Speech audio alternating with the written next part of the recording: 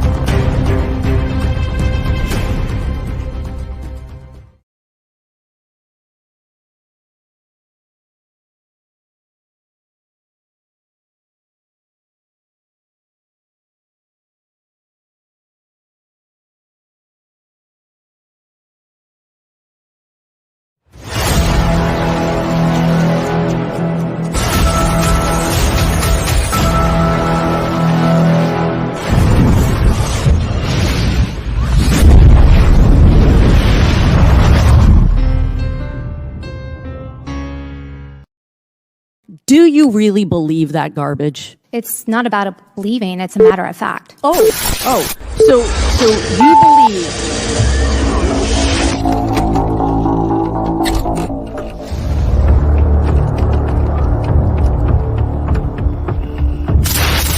Well, nobody else can make a decision but me because I was the president. The final decision comes to the president. You know, it's easy enough for a Monday morning quarterback to say what the coach should have done after the game's over.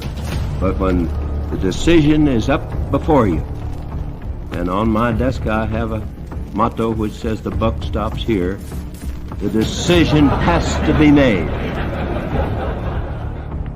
And so, my fellow Americans, ask not what your country can do for you, ask what you can do for your country.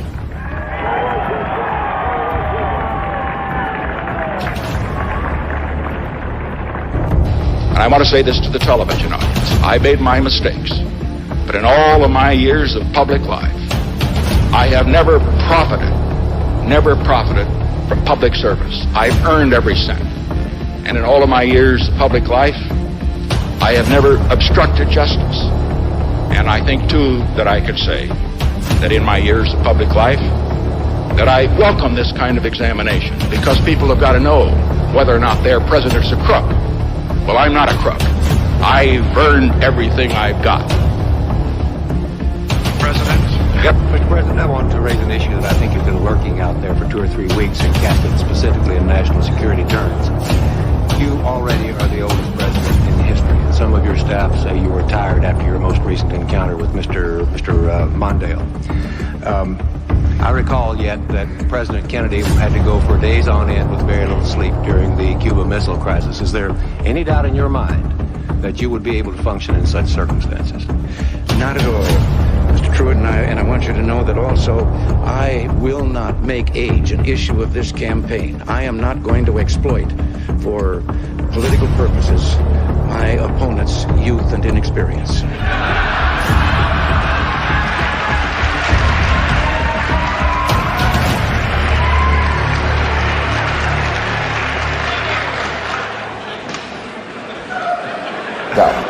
And I'm the one who will not raise taxes.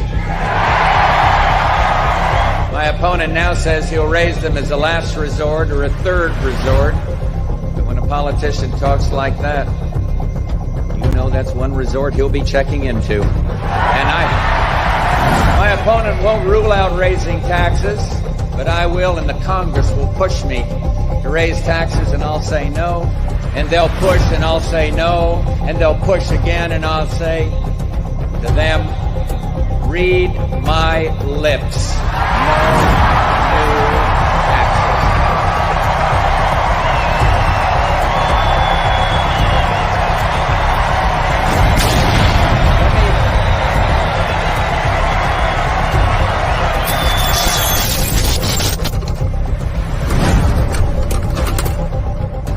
Oh, shit.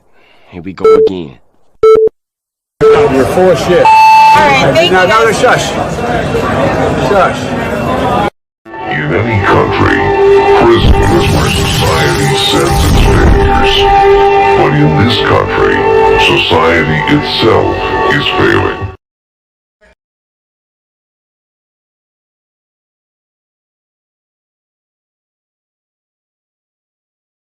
Has this ever happened to you? You're sitting in court again, under pressure and stress, and then a warm feeling comes over you, uncomfortably warm. Uh-oh. It's pressure, all right. Down there.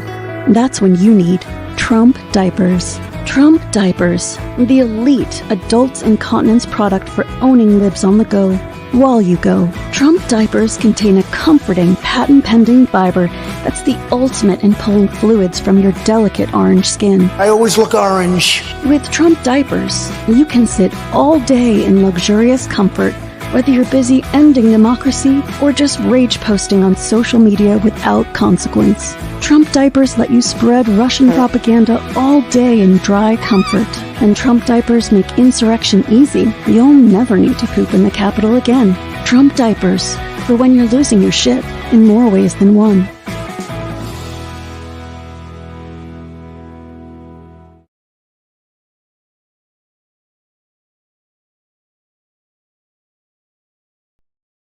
Ever feel like a loser?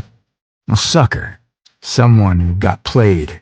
You should, because if you still support Trump, that's what you are.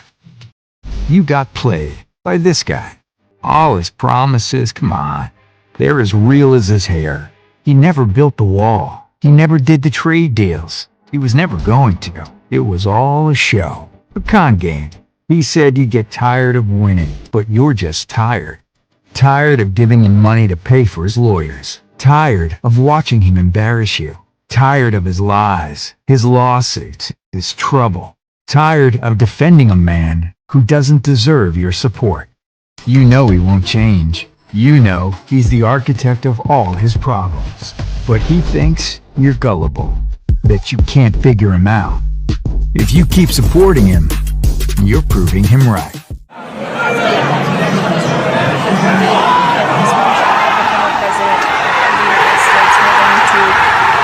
Show it to an audience now. This is just a striking image,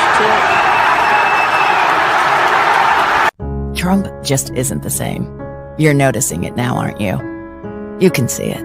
He's old, sleepy, confused, weak. His jaw kept falling on his chest and his mouth kept going slack. He's not the same man. His energy is gone. No one can deny it. And Putin, has so little respect for Obama that he's starting to throw around the nuclear word. You heard that, nuclear. You're learning he cares about himself, not us. Sioux Falls, thank you very much, Sioux Falls. We've all had parents who we loved, but who changed over the years. Needed help, needed understanding, needed care. Including Obama. I'll tell you what, you take a look at Obama and take... With Trump, it's happening so fast. We can all see it. Now you do too. They like to say I'm a threat to democracy. What the hell have I done? And after this, we're going to walk down, and I'll be there with you. We're going to walk down. We're going to walk down anyone you want, but I think right here, we're going to walk down to the Capitol. And we're going to cheer on our brave senators and congressmen and women. And we're probably not going to be cheering so much for some of them, because you'll never take back our country with weakness. You have to show strength, and you have to be strong.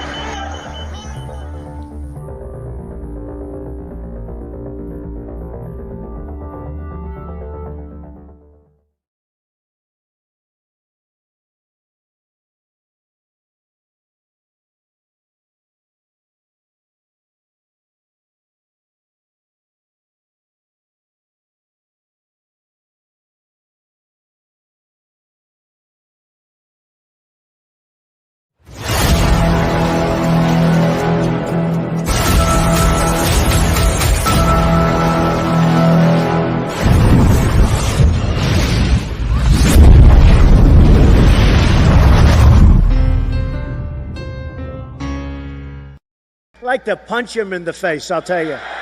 We won the evangelicals. We won with young. We won with old. We won with highly educated. We won with poorly educated. I love the poorly educated. Grab him by the pussy. I did not have sexual relations with that woman. Shut your mouth, because you don't know what you're talking about. Yes, I did. Hold it, tough guy. I'm not afraid of physical. Hold it. Don't sit there and tell me I'm not. There's an old saying in Tennessee, I know it's in Texas, probably in Tennessee, that says, fool me once, shame on you. You fool me, we can't get fooled again. They're bringing drugs, they're bringing crime, they're rapists, and some, I assume, are good people.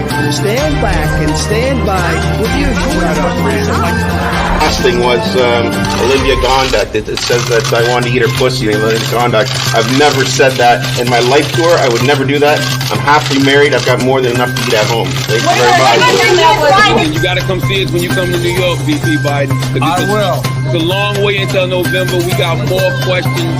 You got more questions, but I tell you, if you have a problem figuring out whether you're for me or Trump, then you ain't black. Okay. I could stand in the middle of Fifth Avenue and shoot somebody, and I wouldn't lose any voters, okay?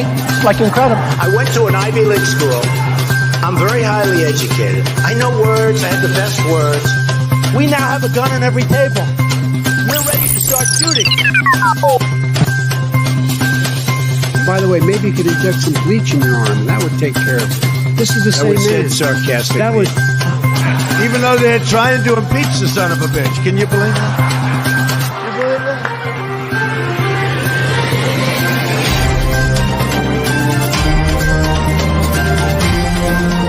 That's enough. Put down the mic. Mr. President, are you worried about indictments coming down in this investigation? Punch him in the face, I'll tell you. If I may ask Peter, one other ahead. question, are you worried? That's enough. That's Mr. enough. President, I was going to ask one other. I don't want reality. I'm asking the question, which one is better? That's exactly what it is. Got it on tape. What a stupid son of a bitch. I don't like words that hide the truth. I don't like words that conceal reality. I don't like euphemisms or euphemistic language. And American English is loaded with euphemisms because Americans have a lot of trouble dealing with reality. Americans have trouble facing the truth. So they invent a kind of a soft language to protect themselves from it. And it gets worse with every generation. For some reason, it just keeps getting worse. How stupid are these politicians to allow this to happen?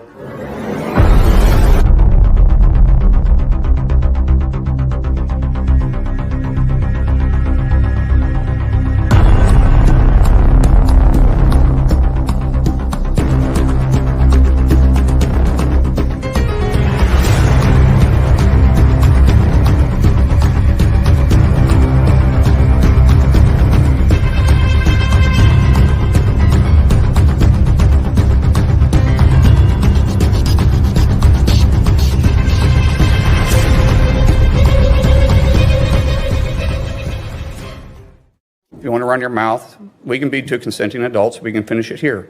Okay, that's fine. Perfect. You want to do it now? I'd love to do it right now. Well, stand your butt up then. You stand your butt up. Oh, hold on. Big No, guy. no, stop it. Is that your solution every poll? No, sit down. Sorry, you're a clown. Sit down. Okay, you.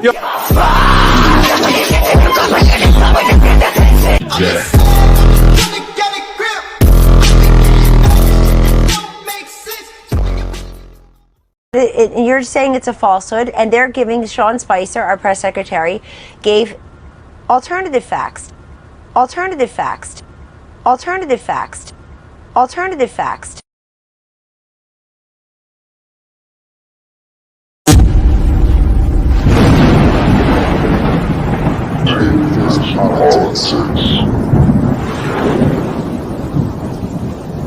Saudi Arabia and Russia will repeat your.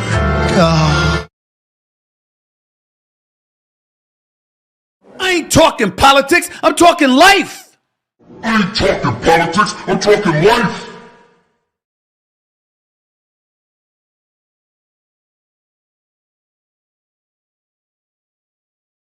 Ladies and gentlemen, I am officially running for President of the United States.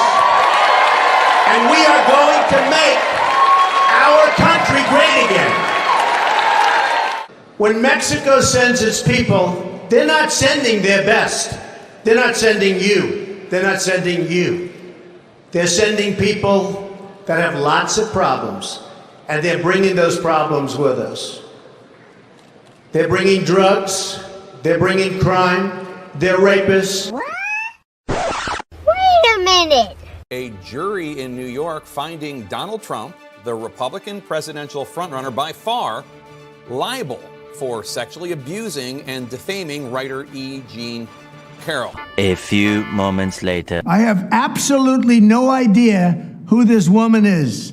The verdict is a disgrace. A jury from an anti-Trump area, which is probably the worst place in the United States for me to get a fair trial. I have absolutely no idea who this woman is. This verdict is a disgrace, a continuation of the greatest witch hunt of all time, unquote. This all comes as Trump is facing another very serious case in New York City. Just last month, the former president pleaded not guilty to 34 felony charges related to hush money payments to adult film star and director Stormy Daniels.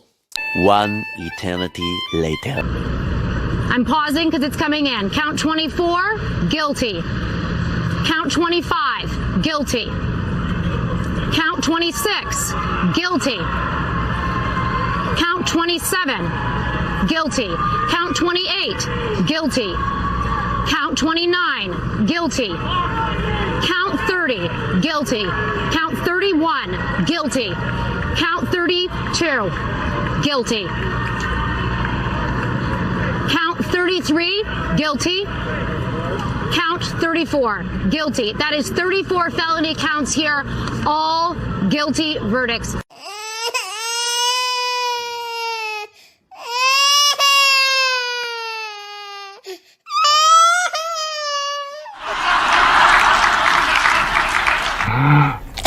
I think she really believed me that I love having a baby crying while I'm speaking.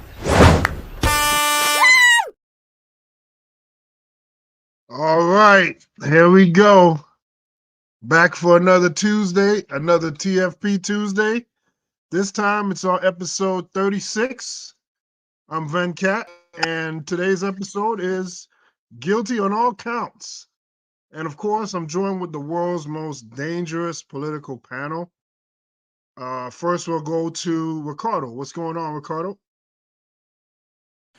What to do? Venkat, yeah, I'm here. Yeah, I can hear you. It's a very interesting day in American politics history. So we look forward to a great show and dive into some very interesting. Let's just get into it.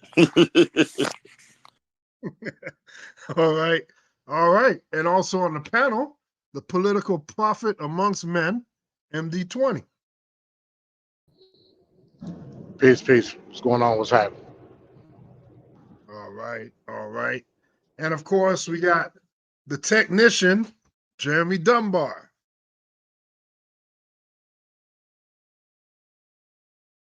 Guess Jeremy is offline at the moment. So let's get into it. So there we open the show with the actual felony counts. I think everyone is, as they were saying in the chat, interested to see what MD has to say about this. So the floor is yours, MD. Oh, okay. Oh, you put me on the spot there. But okay, all right, cool. Like I said, again, I've talked on this when it came out. I'm very happy to see the result. A jury of his peers found him guilty on all counts. I was afraid that it was going to be, the one black sheep on the jury that was going to mess everything up. That's what I was thinking. They didn't waste any time. Within deliberating 11 hours. That's it. That's all they needed.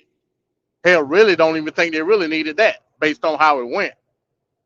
And they got it done. So you can't use the argument that, it's some, well, MAGA maniacs can, but a reasonable minded person can't use the argument of anything being rigged or having a kangaroo court, remember these people were decided upon by the defense as well. So it's nothing to be said, nothing to be seen in terms of how the process went.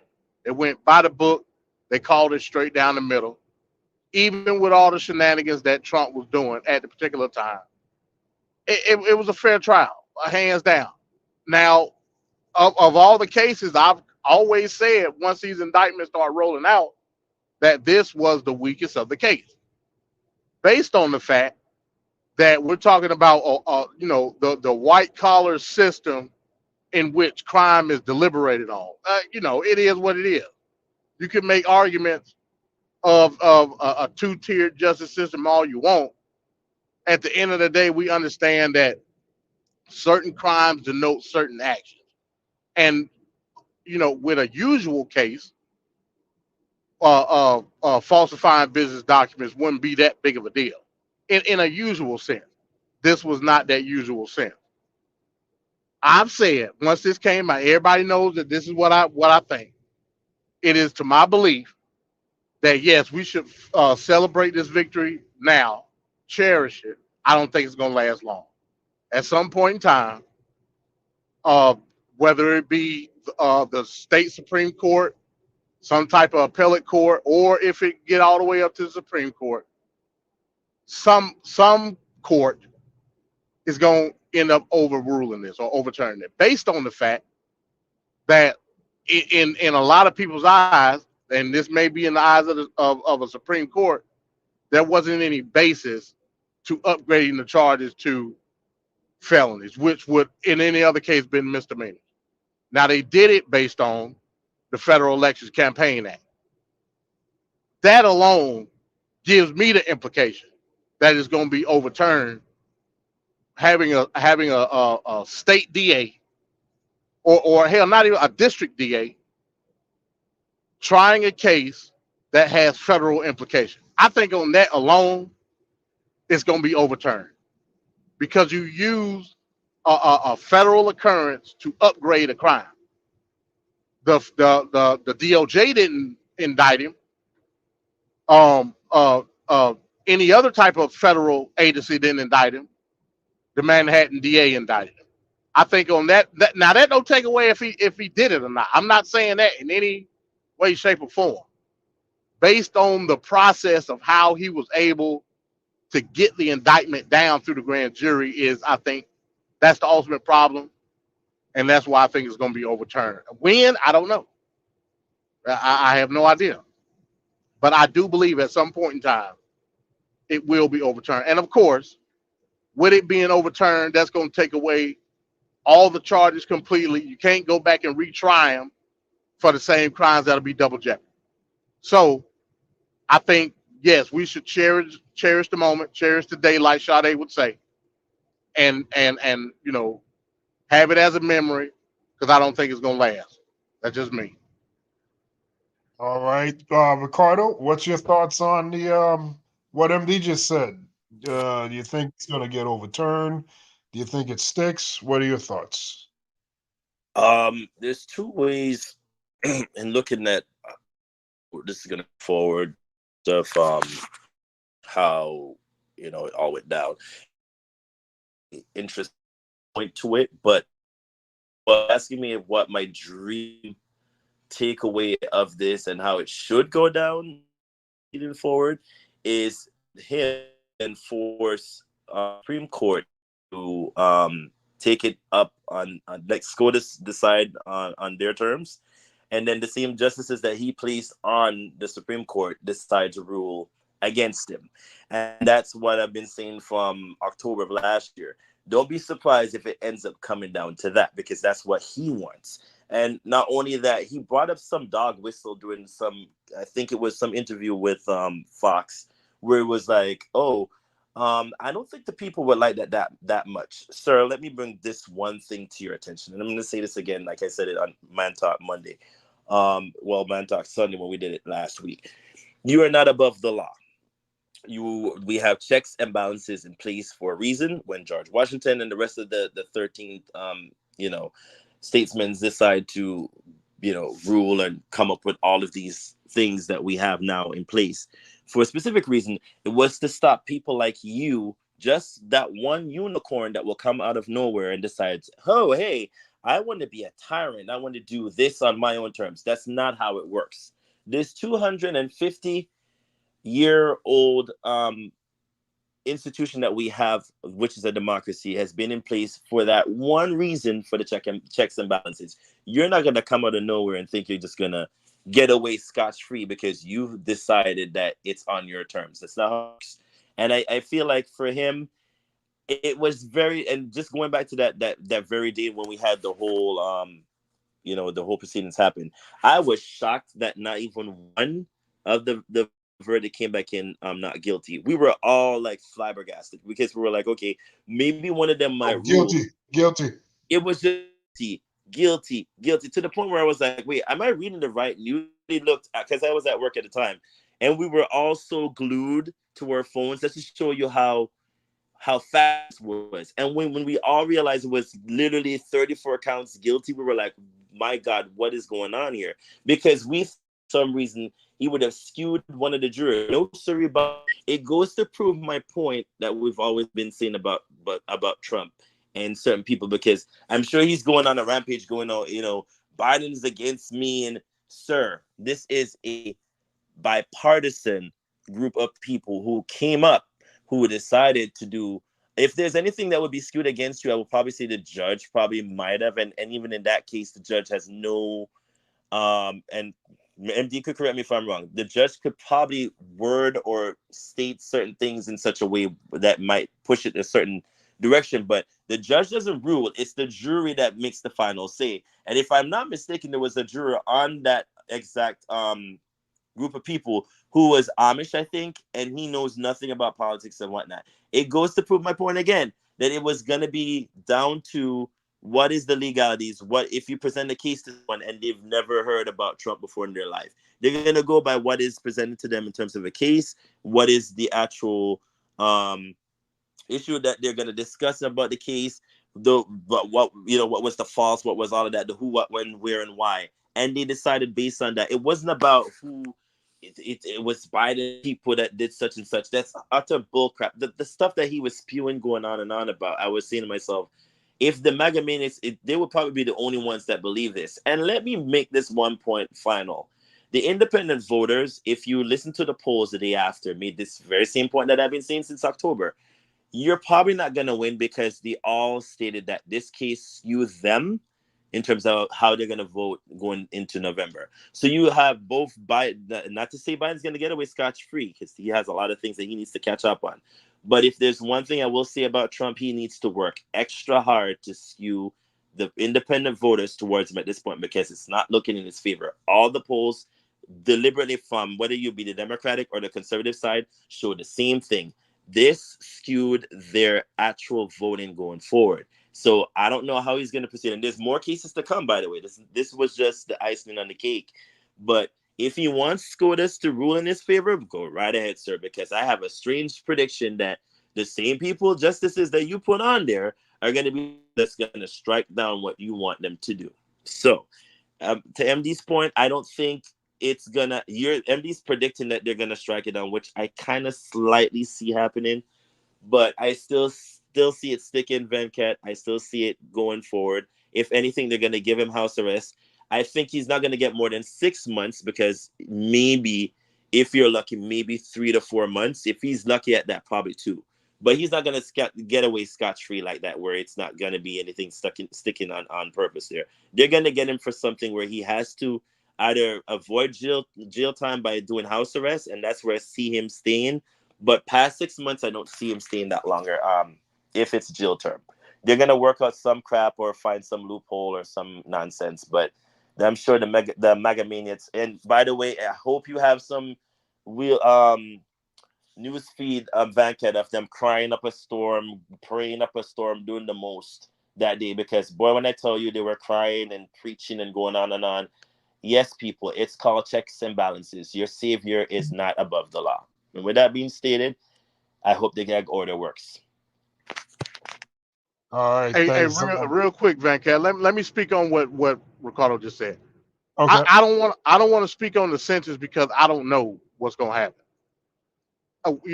As far as sentencing, me personally, I doubt that he'll get house arrest based on the fact that his primary residence is in Florida. Now, yeah, they could give him house arrest and he could do it at Trump Tower, of course.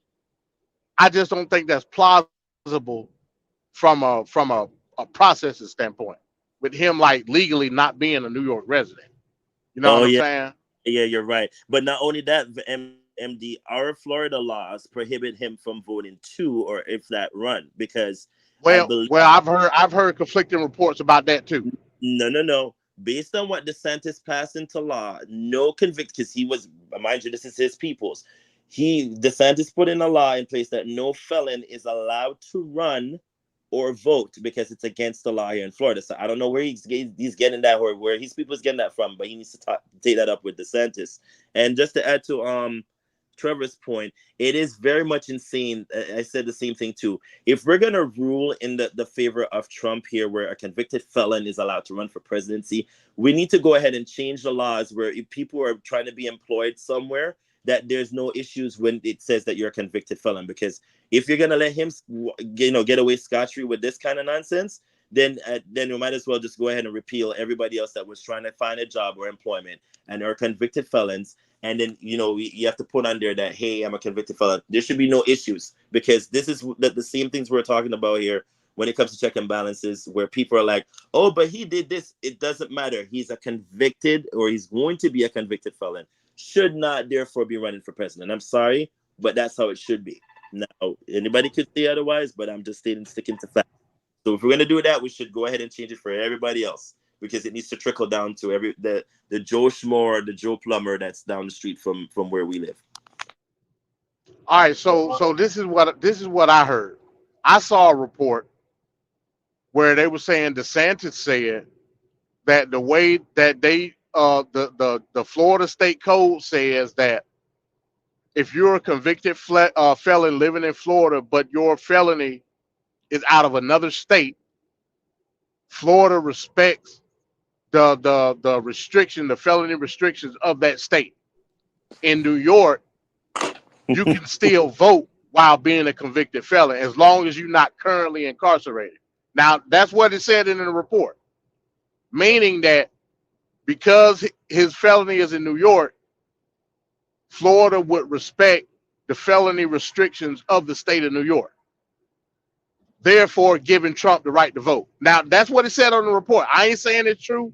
I don't know. I'm going to dig deep into it this coming Thursday. I heard the same thing, MD. They said that on the news as well. So it was very iffy. Wishy-washy. Yeah, because that's not what he stated when he originally passed the laws in Tallahassee. So I'm confused now as for why we're finding loopholes in terms of what he passed. But I'm also going to research it because I believe Local 10, one of the political I guess person that does the laws here, was stating that in terms of when they pass the law, no convicted felon is allowed to either run, either for local or federal, or are they allowed to vote? So I find it very odd that we're finding loopholes in terms of what was passed in terms of the law. But I digress. I guess we need to dig or dive deeper into what we don't know here, because it's just very strange that we're going to allow certain parts of it to go through on account of it's Trump. That's crazy to me. That's nuts. All right, so let me get Jeremy Dunbar on here. Jeremy, what do you think here about the Trump situation? I think that 34 guilty felony verdicts, and if he's guilty, I don't know the details, so that's why I'm not going to say he is or he isn't, because I'm just going to be fair and honest that I don't know the details of the case. But if he's guilty, by reason of all the evidence and everything just clearly points to him, I'm thankful. I'm thankful that hopefully it sticks if that's the case, and he's held accountable. And I hope this is a lesson to people in the future that try to do the same thing he did, and they start really nailing these untouchables down with the law, the same laws that they apply to us, because they're not special. They're not greater than us as far as abiding by the laws. I'm thankful that it's about time that we started to just really hold them accountable, whether, like I said before, whether it's Trump, Biden, Bush, Kerry, I don't care who it is. If they're guilty of it, they should have the same standards that we have. They should be held accountable. And the fact that he should get off on house arrest is kind of crazy. If he had 34 felonies, if you had 34 felonies, they'd throw you under the jail. Yeah. Do So not pass go. Do not collect $200. Yeah, I think the same thing should happen to him. I don't care, because if you're gonna do that to the regular guy, you should do it to him. The law is the law. If he broke it according to the law and he is found guilty of 34 felonies, that's crazy. Felonies. This is like, it's not like, oh, hey, I was jaywalking. Right. Like, it's not like a slap on the wrist. These are serious charges. He should face prison time, period. I don't care what his past. 34 felonies is all I got to say. That should jail automatically. No ifs, ands, or buts. If it sticks and he's convicted, jail. He should get jail time, and he should get, for each one of those felonies, the same thing that you and I would get. You have a chance to have take them away. Yes, and you have an opportunity to do your good time in prison and whatever. If you want to shave a year or two off and you're a good and you rehabilitate yourself and you do all you got to do, I got no problems. But at that moment, cuff them, shackle them, paddy wagon, here we come. That's what needs to happen. Because he's not above anybody else, and I really think that will give a wake-up call to the rest of those who run. So it'll be a good thing. It'll be a good thing for the country in general, because then they won't think that they can manipulate the system the way they have for, decades upon decades. It's the manipulation has gotten out of hand, and I'm just thankful that they stuck with the facts and they weren't manipulated, because I'm assuming, MD, you probably know more than I do, Ricardo, Van Cat, you guys definitely know more than I do, that the facts proved that he was guilty. So if he was guilty, I would 100%. I would just be thankful that he's getting it, and they're not saying, oh, well, he's a president, so we can't do it. He's Donald Trump, so we can't do it. And he can't bribe his way out of it, where we've seen so many times. I'm just thankful that somebody within the judicial system puts a little more faith, gives us a little more reason to have a little more faith in the system.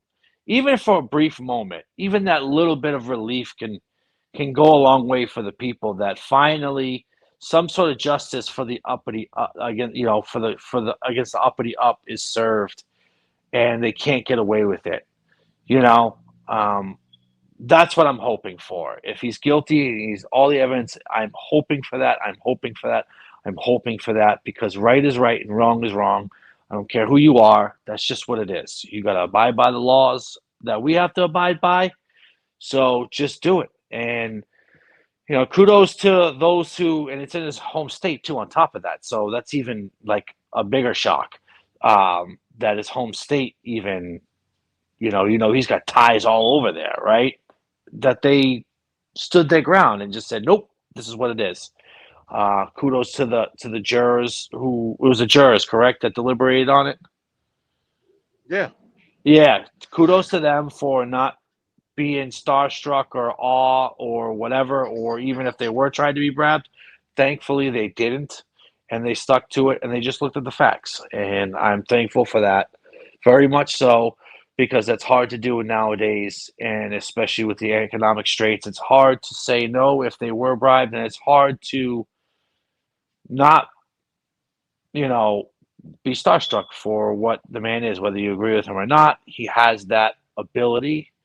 Obviously, case in point with all the MAGA maniacs. My coworker is one, and he's probably losing his mind. I've always told him that Trump's, loser anyways, and we used to have many discussions on that. But just overall, I'm just thankful. That's it. Just thankful.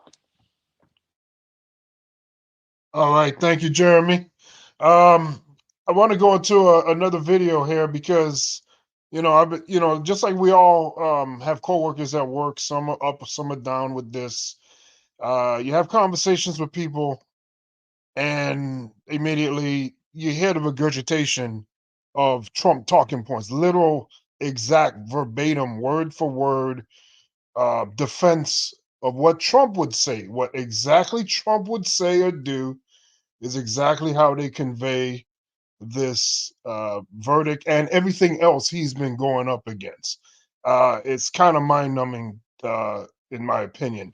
So we want to figure out, and I pose this question to the panel on the other end of this video: is this a witch hunt or is this legitimate? As the leader of the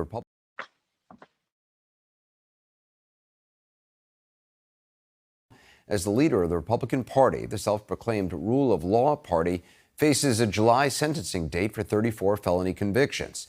Increasingly, that means Republicans are attacking a criminal justice system they've long claimed to support, threatening to investigate and defund it, even threatening to defund the entire federal government, all because a jury of 12 Americans did what juries are entrusted to do: listen to evidence and reach a verdict. We aren't a serious country anymore. We're literally a banana republic. So what does it matter funding the government? The American people don't give a shit. That's Georgia Republican Congresswoman Marjorie Taylor Greene talking to CNN's Manu Raju. Separately, in a new letter CNN obtained today, House Judiciary Chairman Jim Jordan is proposing to defund federal and state prosecutions targeting what he called, quote, political opponents. And as we reported last week, some of the former president's Senate allies are vowing to bottle up any legislation at all in response to the New York verdict. Now, let's remember, this was a state trial, not a federal one, and there's no evidence the federal Justice Department had any role whatsoever in it, let alone the Attorney General, let alone President Biden. Yet, from the beginning, the former president has, in almost a literal sense, tried to make a federal case out of it, a notion his supporters now fully embrace. House Speaker Mike Johnson, for one. Last week, he said the Supreme Court should get involved. Now he's saying Congress should with all it's got. Listen, we are the rule of law party. Chaos is not a conservative value, and we have to fight back, and we will, with everything in our arsenal. But we do that within the confines of the rule of law. So what we'll do with our tools that we have in Congress, in the House, is we'll use our oversight responsibility. And we're going to look at Special Counsel Jack Smith, who we believe is abusing his authority as well. We have the funding streams. We have mechanisms to try to get control of that. Jack Smith, for the record, has managed to persuade a duly appointed judge to sign off on a search warrant that has yielded troves of highly classified documents with the former president squirreled away at Mar-a-Lago and attempted, according to prosecutors, to move those documents around to avoid detection. Smith has persuaded grand juries to indict Trump for that and also bring charges connected with January 6, all while being legitimately opposed in the courts up to and including the Supreme Court by the former president's legal team. None of that suggests a lack of due process, let alone evidence of wrongful prosecution. To the contrary. Yet here is what Republican Governor and Vice Presidential hopeful Doug Burgum is now saying. Well, I think what's sad for America is the whole weaponization of the system and what we're going to see more of this. He provided no evidence, nor did another man desperately vying to become vice president, Senator Tim Scott. There's no doubt that this verdict has actually brought unifying our party. Without any question, what we've seen is never Trumpers calling me and saying, Tim, I'm on the bandwagon now. I've seen this two-tier justice system working against the President of the United States. It could work against me, too. He also provided no evidence of that. This trial is a total witch hunt. That's where we are today in America. This is a sham, it's insane, and it needs to stop, because if you think for 1 second that this ends with Donald Trump, you have not been watching what's going on in the Democrat Party in the last few years. They want power, at any and all costs, your rights be damned. That can't stand. That can't happen. This sham prosecution, this insanity, this abomination has to stop now. We are now getting breaking news out of Washington. CBS News has learned Congressman Henry Cuellar is being indicted by the Department of Justice. Cuellar and his wife are being charged with conspiracy, bribery, money laundering, and acting as an agent of a foreign principal. He denies any wrongdoing. The Texas congressman has served in the House of Representatives since 2005 and is the former co-chair of the Congressional Azerbaijan Caucus. Back in 2022, his home and Texas office were searched by the FBI as part of an investigation into businessmen with connections to Azerbaijan. U.S. Senator heading to trial tomorrow on federal corruption charges. New Jersey's Bob Menendez accused of accepting lavish gifts, including bars of gold, in exchange for doing favors for foreign governments. Jury selection is underway in Hunter Biden's federal gun trial in Delaware. This is one of the 2 trials the president's son is facing. He's accused of making false statements about his drug use when purchasing a gun in 2018. If found guilty, he could face a prison sentence of up to 25 years. First Lady Jill Biden arrived at the court earlier today to support her stepson. The president was not in attendance this morning, but he released a statement saying he loves his son and is, quote, proud of the man he is today, end quote. As for the system being weaponized against Republicans, not sure what Democratic Senator Bob Menendez feels about that, or for that matter, Hunter Biden. That's the president's son there, arriving today at a federal courthouse in Delaware for day 1 of his trial on gun-related charges. And here's Democratic Congressman Jamie Raskin today. Democrats are not out there saying that Hunter Biden's trial is a farce, it's a fraud, it's rigged. We're not attacking the justice system. They do that because of the extraordinary cognitive dissonance that a party which claims to be representing religious piety has wrapped itself around in an adjudicated sexual assailant and fraudster who just got convicted by a jury of his peers for paying $130,000 in hush money to a porn star right after his 5th child was born. That's where their party is. But I felt it would have been a terrible thing. And then this happened to me. And then this happened to me. And then this happened to me. And then this happened to me. And then this happened to me.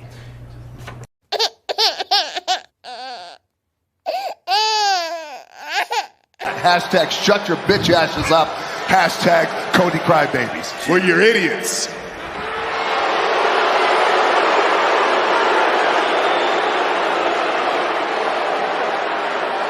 If he were to lose again, what would that mean for the country in your estimation? We'd have an uprising.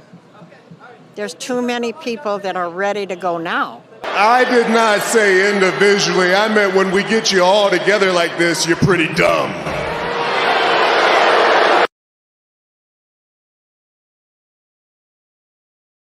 All right. So I posed a question to the panel.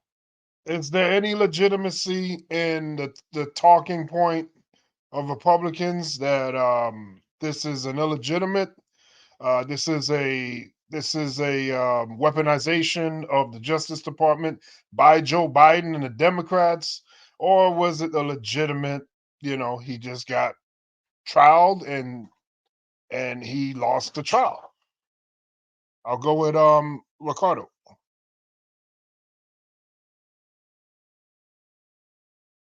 I'm still here. Give me 1 second. So yeah, when we see the newsreels stating that, oh, it's the Democrats that are the ones that are like polluting our political system, they're infesting the swamp. I got to say to myself, I don't know what political channels and whatnot you guys are watching, but it's always the Republicans.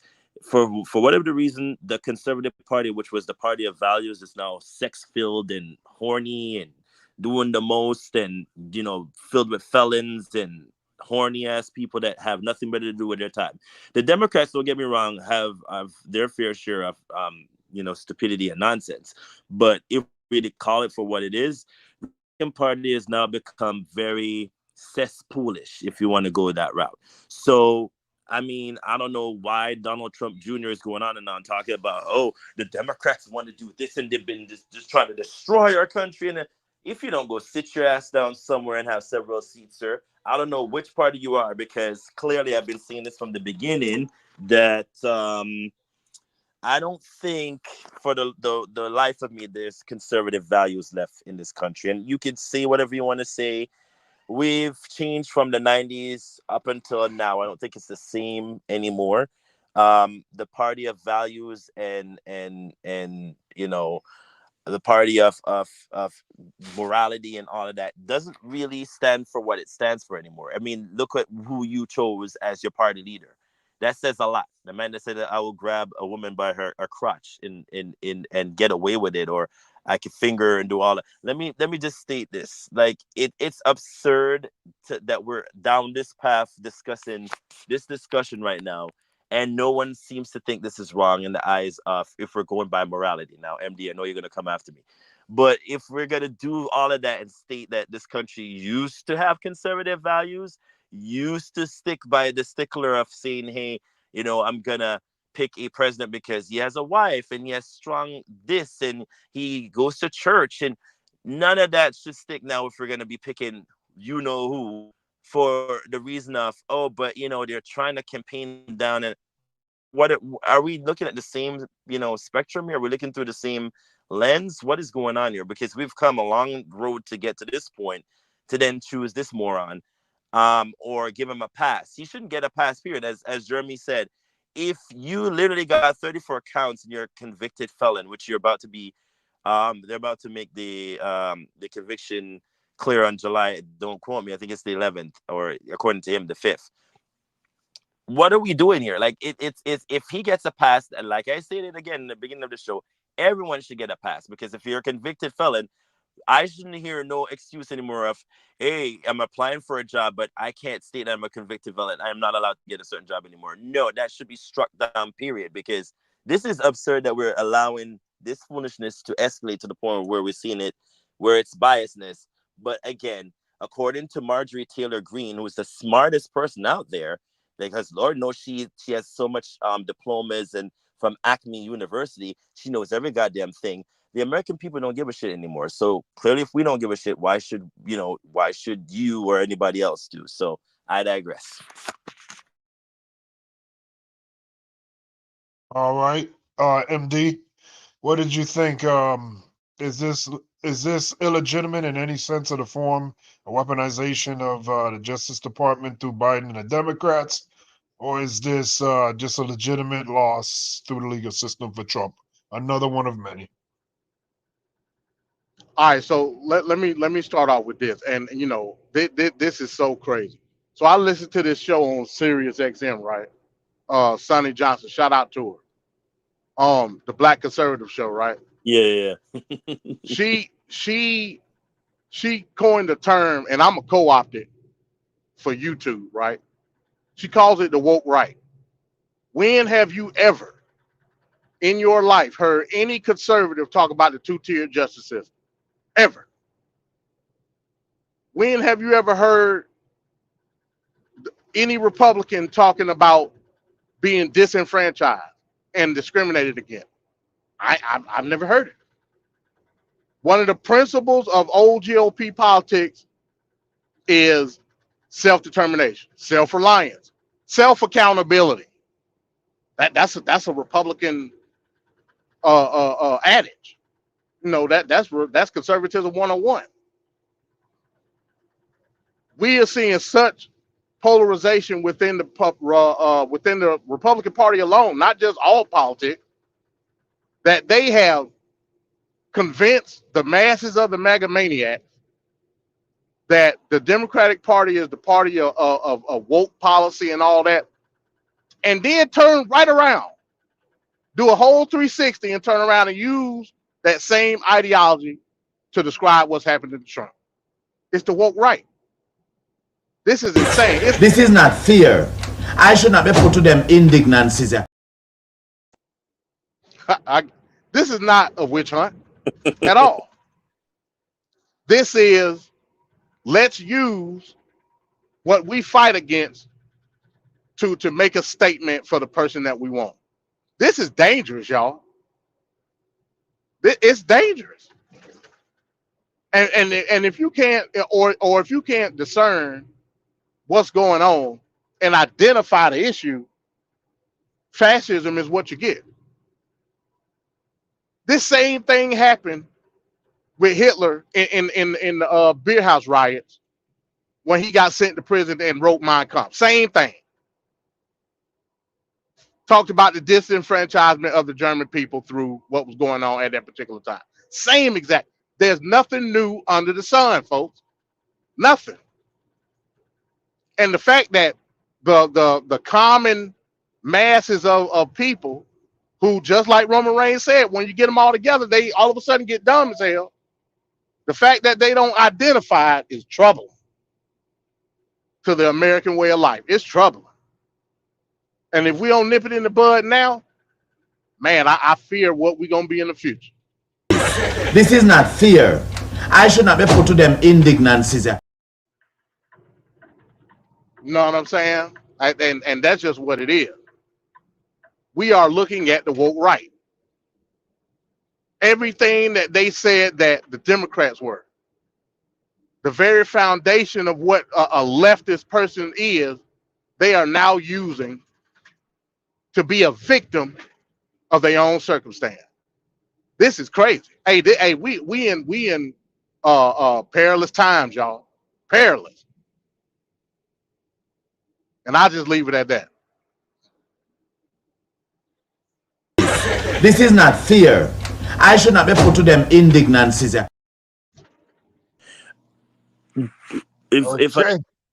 If I could just say one thing, just for let Jeremy go. I heard him say something to the effect of not UMD. Trump said something to the effect of it's if we're gonna talk about the politicization of the whole thing when it comes to Trump and Biden. If Biden really wanted to do that, Trump, would he? Because if you heard him quite well, he said, "I love my son." I think don't quote me if I'm not mistaken, Biden made it clear when the ruling comes into play, he will not be pardoning Hunter. So it goes to show that it still checks and balances. It's not like and secondly, sir, we're not voting for Hunter Biden here. We're voting for I guess at this point it's between you, Donald Trump, and Biden. So when it comes down to it, Hunter has nothing to do with this. So when you're there going on and bringing up Hunter Biden, which has nothing to do with anything, sure, yes, it's a political I can't even say the word properly, the way I'm so enraged, the way he said it. And then you have people like polarization, right? And then you have people like Marjorie Taylor Greene going on spewing the antics for him on his behalf. Sir, what are you doing? Like if Biden really wanted to come after you, he really could. There's nothing stopping him from doing that. But at this point, it's better for him to troll you, like I brought up in the chat today. I would rather him troll the crap out of you. That's slow torture. Because at least that way I could poke the bear and then get, a rising out of you, as opposed to just doing a done deal and calling it a day. So at the end, like I stated, it has nothing to do with the fact that they're using this as a political bait. It's more along the lines of they're just coming up with dog whistles from his camp, that is Donald Trump's camp, to try to get the people to do the J6 thing that they did. I don't know if he's aware, but it's not going to work this time, because I think Biden's camp is one step ahead of you, and they're going to use that to troll you at every attempt to say, see, this is you're doing this and this is. But it's going to be interesting, because I think there's a debate enough. I hope he used everything and threw everything at him, so we could see what we've been seeing this whole time about him, which most of the mega maniacs will be indifferent to. But I digress. Well, I disagree with that point though, Ricardo. He can use the dog whistles because the MAGA maniacs gonna go for it hook, line, and sinker. They always done it. But to me, it's not about it at this point. It ain't even about Trump no more. It's about the ideology as a whole. Marjorie Taylor Greene said that we should defund the whole state of New York. That's what she said the other day. What type of mess is that? You got Republicans in Congress now saying that they're not going to vote on anything else besides the defense spending. Oh wow! In protest of Trump being convicted. Like, this is bigger than Trump at this point. Yeah. Trump is the mouthpiece because he's the fascist ruler. But fascism in and of itself is bigger than the person driving the vehicle of fascism. That's a great point, MD. That's a really great point. The Republican Party, they're at a hell of a crossroad right now. Because there's got to be a political price to pay for doing that. It could be an empty threat. We don't know that yet, but we've seen wilder things from this party. All right, so we'll go to Jeremy now. Jeremy, your viewpoints on this. In the video I just played, you saw as they were trying to say Trump is being prosecuted by the Democrats and Joe Biden. Right now, as we currently speak, there are at least three Democrats, including Joe Biden's own son, that's in court cases and trials right now as we speak. Yeah. So obviously, there's obviously a disconnect with reality. But what is your viewpoint here on this? I would agree with what you just said. It's a reality has not slapped them in the face that it's not what they think it is. Clearly, he got caught with his pants down, literally, and he's paying the price for it. It's not a witch hunt. It's not. They're trying to get him out of the race by putting him in prison. No, you got caught doing a lot of things illegally. There's probably many more besides that, but this is the one that's at hand right now. So no, you definitely, it's not a witch hunt. You were caught doing something. You're facing the consequences, just like hopefully in the other cases. I don't care if you're Democrat, Republican, I don't care what you are.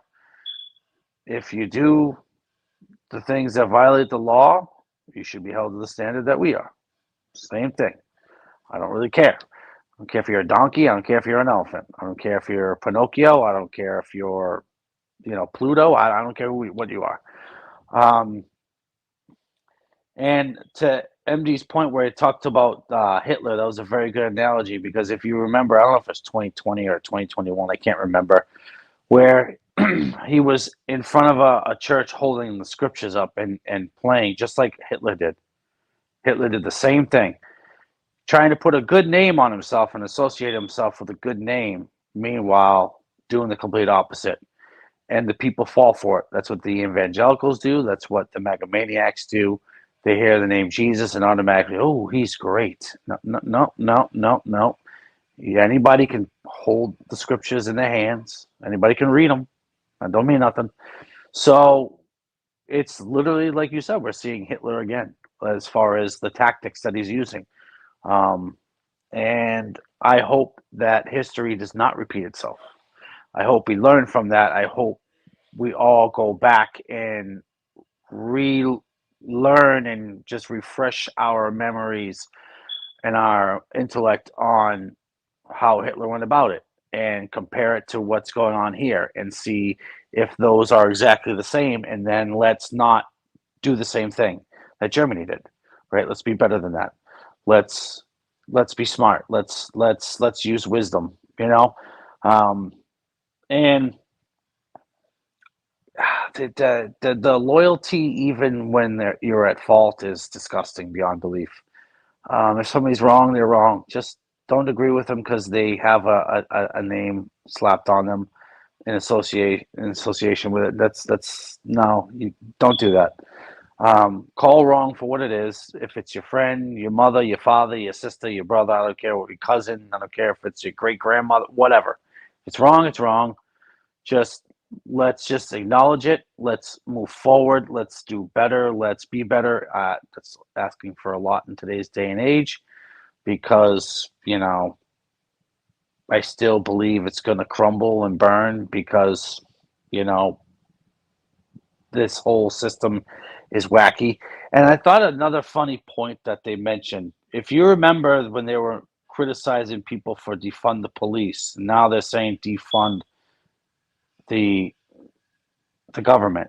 How does that even make sense? If you were saying don't defund the police, but you want to defund the government simply because it went against you, you're a hypocrite. It doesn't even make any sense.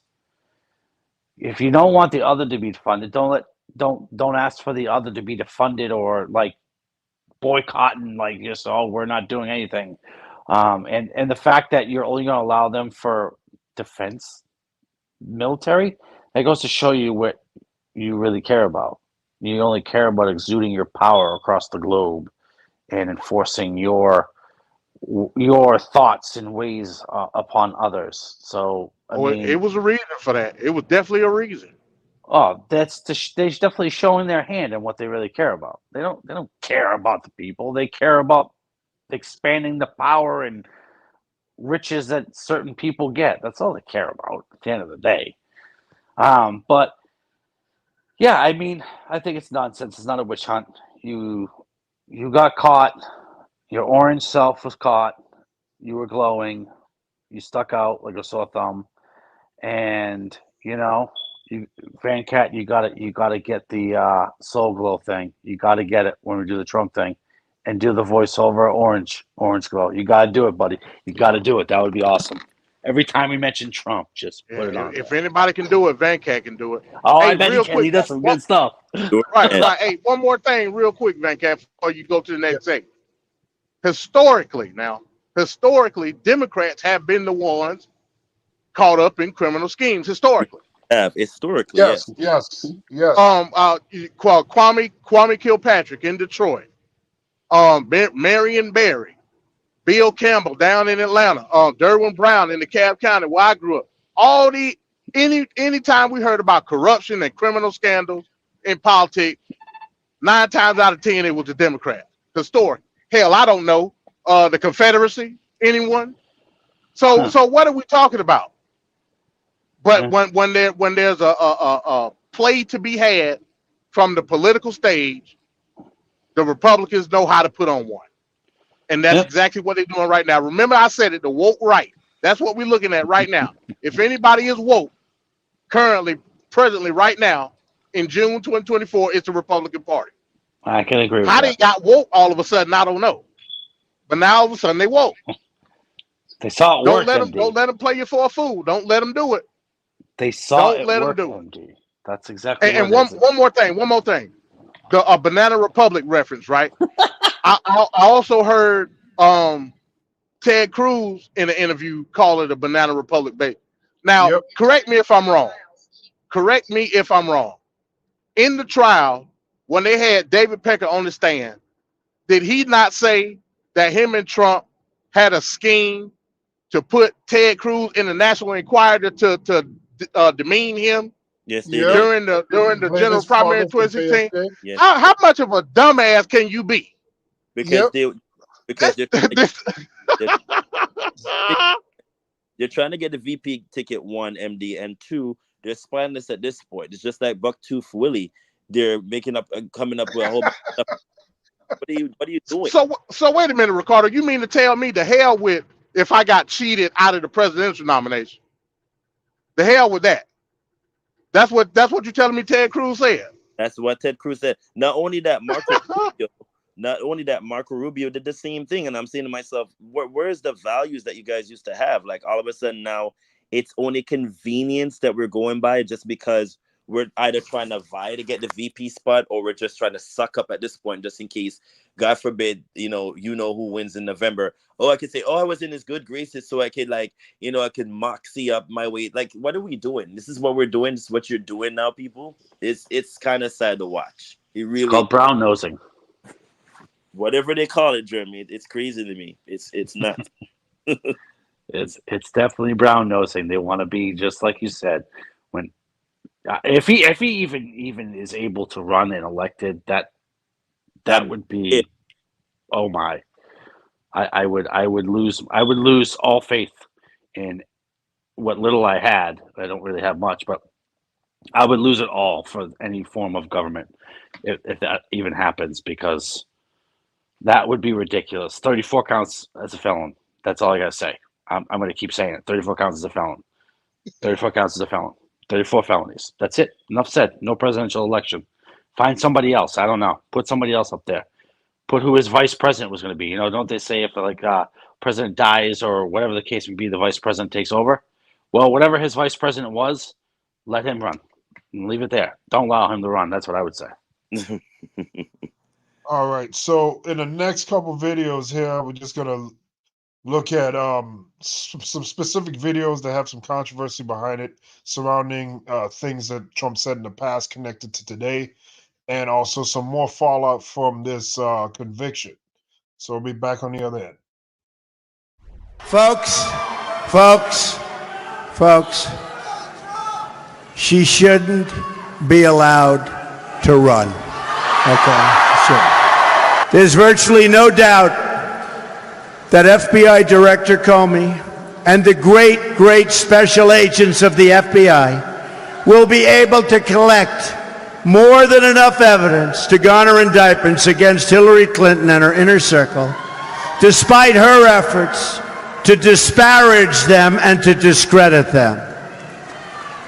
If she were to win this election, it would create an unprecedented constitutional crisis.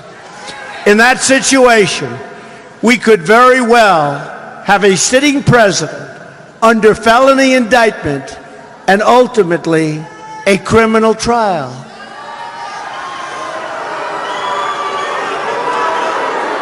It would grind government to a halt. Wow. Well, that was then candidate Donald Trump just 3 days before the 2016 election, saying a president under felony indictment would grind the government to a halt and create a constitutional crisis. Now to what was a landmark day in American history. Former president and current presidential candidate Donald Trump is now a convicted felon. Trump was found guilty on all 34 felony charges he faced related to falsifying business records. This is all in connection to a hush money payment made to adult film actor Stormy Daniels in an attempt to hide an alleged affair before voters went to the election in 2016. In comments to the press on his way out of the courthouse, Trump maintained his innocence and made it clear that he believes the verdict will not stop his run for the White House. Donald Trump today unrepentant, defiant, and casting himself as the aggrieved one, as newspapers across the country proclaimed a New York jury's finding of guilt against the former president in his falsified documents trial. Today at Trump Tower, the very place the crimes at the heart of the case took place, Mr. Trump stood before gathered reporters and some supporters. In what appeared to be an unscripted monologue, he railed against the judge, called the trial unfair and rigged, and without evidence accused President Biden of being behind it. Complaints picked up by many of Mr. Trump's supporters tonight. And they're coming in from mental institutions and insane asylums. They're coming in from all over the world into our country. And we have a president and a group of fascists that don't want to do anything about it, because they could right now, today, he could stop it. But he's not. They're destroying our country. Our country is in very bad shape. And they're very much against me saying these things. They want to raise your taxes by 4 times.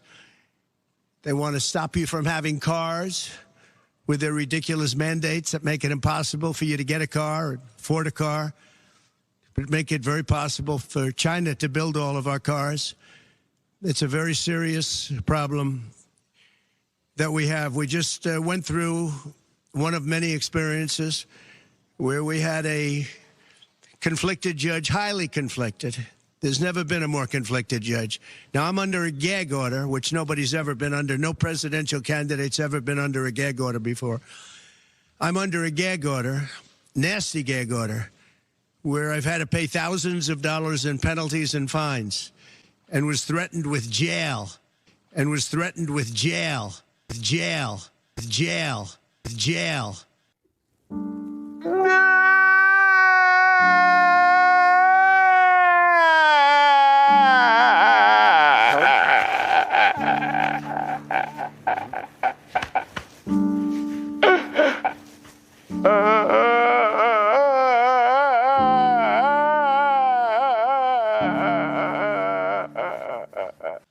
Think of it, I'm the leading candidate.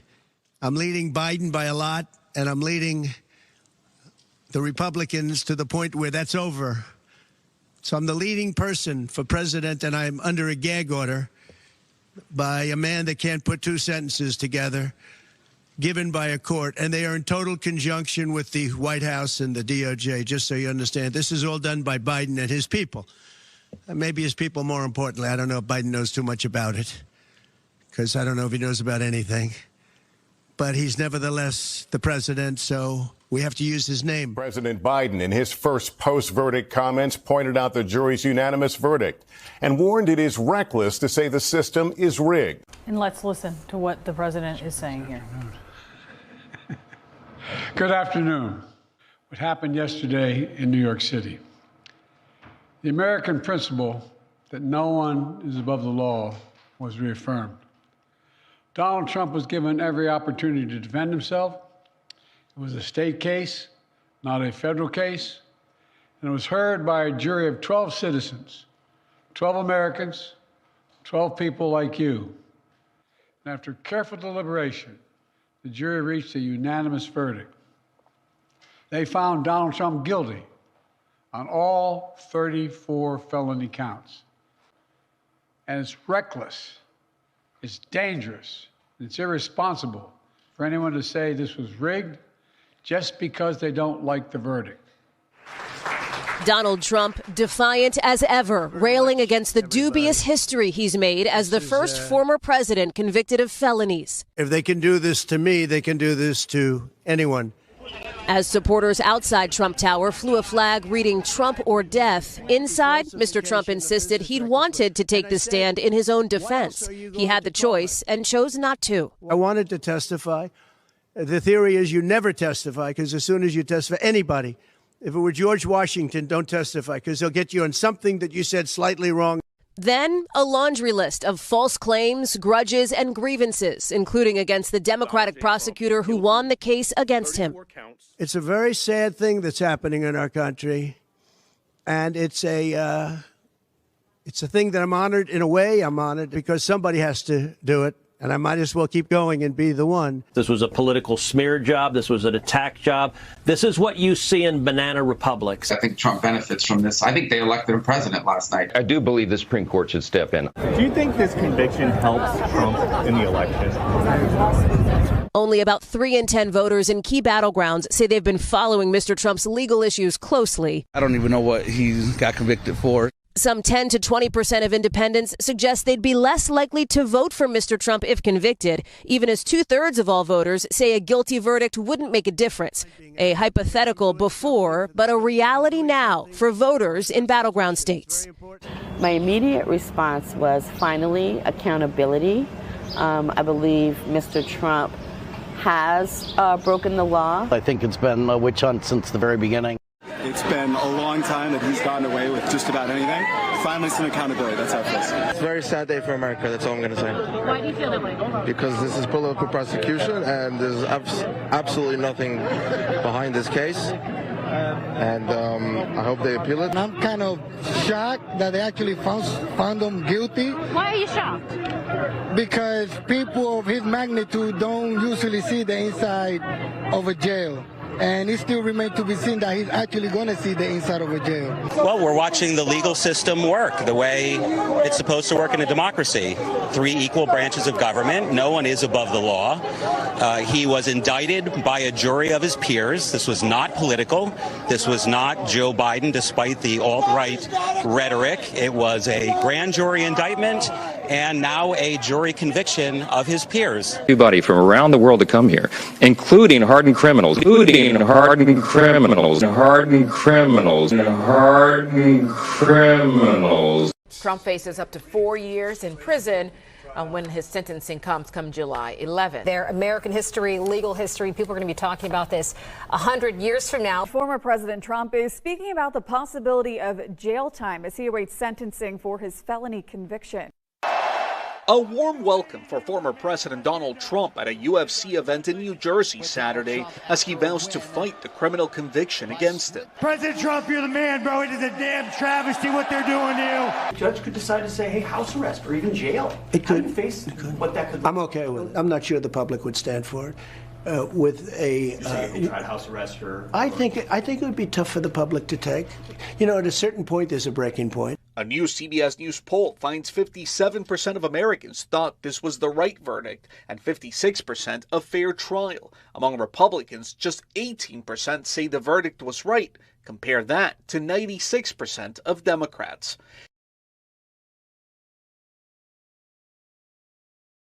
All right, as you can see in that last piece there, towards the end, they showed some poll numbers. More than half the country believed that the verdict was the right verdict. More than half the country believes that it was a fair verdict. All right, so we're going to go back to MD. MD, what did you take away from that piece we just saw? Yeah. The end set it off for me. You gotta listen to the wording, people. What he's trying to do, he don't want to take no accountability for nothing. In a very strange and sick, dark way, he likes the fact that he got convicted because he know what it's going to do to rile up his base. That's just what it is, folks. Again, fascism is the car. The fascist is the one driving the car into the crowd, right? And the one that's driving the vehicle of fascism can get out of the vehicle and say that it wasn't him, it was the car. So he know exactly what he's doing. You know what I'm saying? He know exactly what he's doing. Hey, y'all got to get out of y'all head that Trump this. Yeah, now he's dumb. Don't get it twisted. But he real cunning. He cunning. He like a fox almost. He know exactly what he's doing. Trump is wanting all of this because he know that it's going to give him more power amongst the MAGA maniacs. And at the end of the day, that's all he wants. That's all he wants. You know what I'm saying? The hypocrisy of it all. Again, the woke right. I'm telling you, that's what it is, folks. Coin that term. Now, I can't trademark that because I stole that from somebody else anyway. So I can't trade. But I can say it. It's the woke right. He's using every adage that they accuse the Democrats of now. The only difference is the MAGA maniacs are willing to act on it.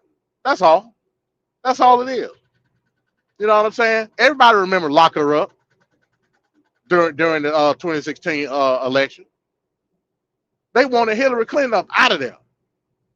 They wanted her out. Now all of a sudden, look at karma is a bitch. They say. You know what I'm saying?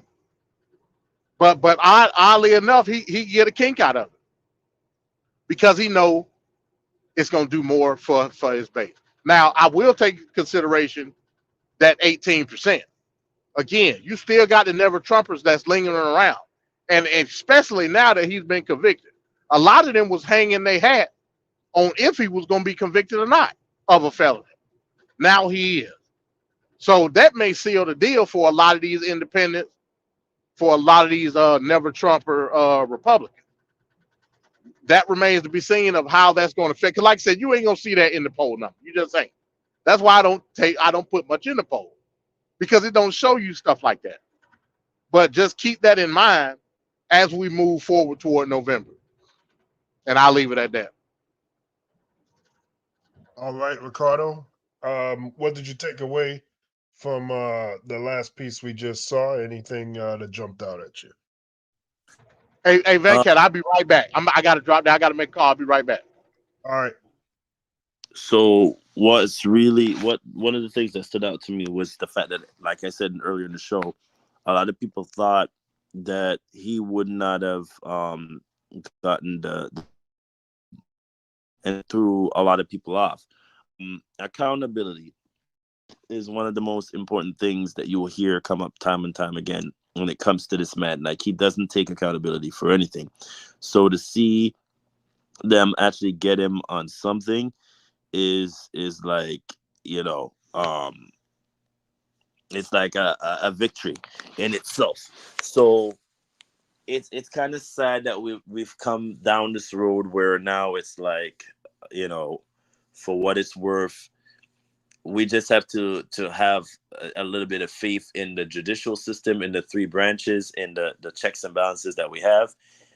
And like MD says, the only people that will have an issue is the the alt-right, if they want to call it, the people that are, you know, the megamaniacs and whatnot, that are, you know, have an issue that gets, if not for nothing, when we saw the report come out, they were crying up a storm. You had people, you know, preaching Judgment Day and all sort of. And I'm saying to myself, well, I mean, this is what, you know, verdicts are supposed to come down to: checks and balances. You present a case, the jurors make the decision, albeit not what you favor, not what you like, but this is what it came down to, and this is the end result. You accept it, you keep it moving, you move on, you argue, you discuss, you know, have debates, and you keep it moving, you move on. There's nothing about this case that should have us going, okay, well, now we're going to question the, you know, the judicial system and all three branches. No, this is a bipartisan. Does anybody not know what bipartisan means anymore? It's the two sides working hand in hand together to make sure that this was a fair process. I don't understand why he's going out there, but then this is just his shtick. He always comes up with some way to lie for his people to believe it. And I do stand by what MD says. Yeah, he's dumb, but in some ways he's very cunning and smart in knowing that it's going to rile up the base. Now, what I would want them to be mindful of, and this is where I want the Biden administration to be one step ahead, is that if he's doing the dog whistle calling like how he did for J6 and nobody really took it seriously up until the moment when they flood the Capitol, if they should proceed to do the same thing again this time around, be one step ahead of it, and you know, get everybody who is going to be involved in whatever they think is going to be happening, because this is crazy that he's doing the whole dog whistling of I'm okay with it, but I don't think the American people would be. No, some of us, if you look at the polls make it very clear. 57%.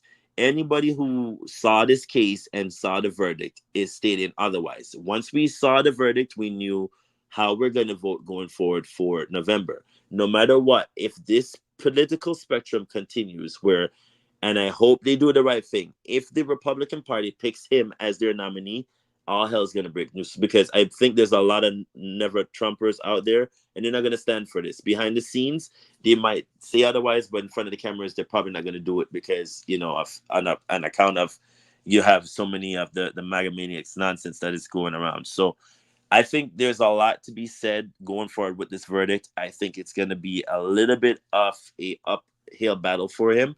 I've been saying this since October when this case, you know, was going to be, you know, coming about. We haven't even jumped into the Georgia case, the Wisconsin case, the Colorado case yet. So there's a whole bunch of cases coming forward.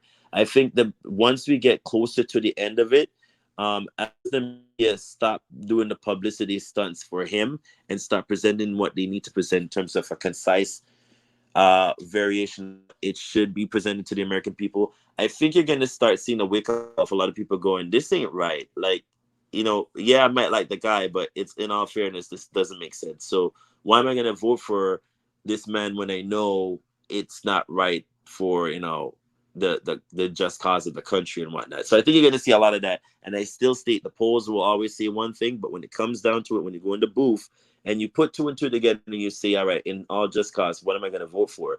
I think that's when it's going to make sense. That's when it's going to click to some people. And that's where it's going to skew towards Biden. But I digress. We just see. But I think that's what's going to happen. All right, thanks, Ricardo. So in that first part of the video, you see a 2016 footage of Trump pretty much just saying everything that's going on with him now. Back then, he said it possibly being the case for Hillary Clinton if she won, having all the court cases and being a convicted felon going into the White House. So, you know, it's just funny how so many things that Trump say, how it just comes right back around, and usually not in a good way for him. What's your viewpoint here, Jeremy, on this Trump madness? Well, pride comes before the fall. He's a very arrogant and prideful man, so it's a matter of time before he falls. He's definitely lost touch with reality, and he literally, it is that you mentioned. It's scary to see that the man was talking about all this drain the swamp and this person's going to be in prison, and then come to find out he's the one that's it's happening to. And if he gets 4 years, I would be outraged if he just got 4 years for 34 counts. I'm going to say it again, 34 counts. Convicted felon, 34 counts. And if he gets 4 years, that's ridiculous. And the people should be outraged if that's the case. And just stop and think about how they say that the system is used to, do something negative against him purposely, but you didn't hear that same outrage from that political party with the police officers and the George Floyd. Why wouldn't they say the same for those men as they did for Trump? It doesn't make sense. I mean, if you want to call it that, I mean, really, it's authority being held accountable for the wrongdoing that it did. Regardless, it should be the same for either one. And I don't see how anyone in their right mind, I say this loosely because we are seeing the dumbing down of America. I say it again, I've said it moreover. I used to make fun of my dad who used to say it, and now as I get older, I'm like, wow, so true. The dumbing down of America is here. You're writing a name versus this guy doesn't even care about you at the end of the day. Like, I just can't get past it. The dude just does not care about you and does not have your interest at heart. Why are you going to be blindly faithful to him? Like, what did he do for you, the people? This is why I can never understand why we fall for the okie doke constantly. We fall for the okie doke. It's mind numbing to see that these people continuously back a man who shows what he is. He continuously shows what he is. He is not different. He's the same from 2016 to now. He just doesn't say he's going to grab women's private parts anymore, or that I know of, at least in, public speakings, or making fun of, mentally challenged people. I don't see him doing that anymore, but he's still the same person. I mean, his actions show it. He still will not admit when he's wrong. He still will not accept what he deserves. He still will not, it's everybody else's fault. He's that kid who's always making mistakes and pointing the finger at everybody else but himself. That's what he is. He's like a child. Oh, I didn't do it. Johnny did it. No, it wasn't me. It wasn't me. He's like a child. Like, just own it and be an adult. But because he's been a spoiled, rotten brat his whole life, daddy gave him millions, and, that's what you get. At the end of the day, you have that spoiled child syndrome. That's what he is. He's a spoiled child throwing a temper tantrum in the political realm. And people still want him as their president. You know how I feel. We're talking about Trump, but in the grand scheme, I don't want none of them. But Trump is more like in your face, wow, like how could you not see it? Versus others may be a little, better at hiding. And he has a very slick tongue. He has a very slick tongue, to MD's point. He has a silver tongue, and he is good at using his words to manipulate the simple. I say the simple because the vast majority of this country are simple-minded. They're very simple-minded, and they don't understand, nor do they have wisdom to see through the lies and deceit of this man who wants to be a dictator, boldly in your face, just wants to be a dictator, and thinks he can get away with everything. He might as well put his foot in his mouth. Just put your foot in your mouth, because you're done. You're absolutely done. There's no coming back from this, I would hope. But yet again, like I made the comment earlier, the dumbing down of America they would probably say, "Oh yeah, see, he was right," and all that nonsense. So I will not hold my thoughts to the same as the thoughts of a lot of people. I know the polls read certain ways, but that's not the whole country. That's probably some. I'm pretty sure there's a lot more dumb people out there that will agree with Trump in the United States, because a lot of people probably didn't partake in the poll, but like myself, I didn't partake in it. So I mean, I would be a part of the agreeing it was fair. But I guarantee you there's a lot more out there that think that it was unfair than what those polls show. And that's to show how the point that I was making of the people in this country and the lack of understanding and the lack of knowing what's good and what's not good. Just plain and simple. And that's just where I'm going to leave it, because I don't even know anymore at this point. 34 counts. 34 counts. That's it. Prison. Let him go. Thanks, Jeremy.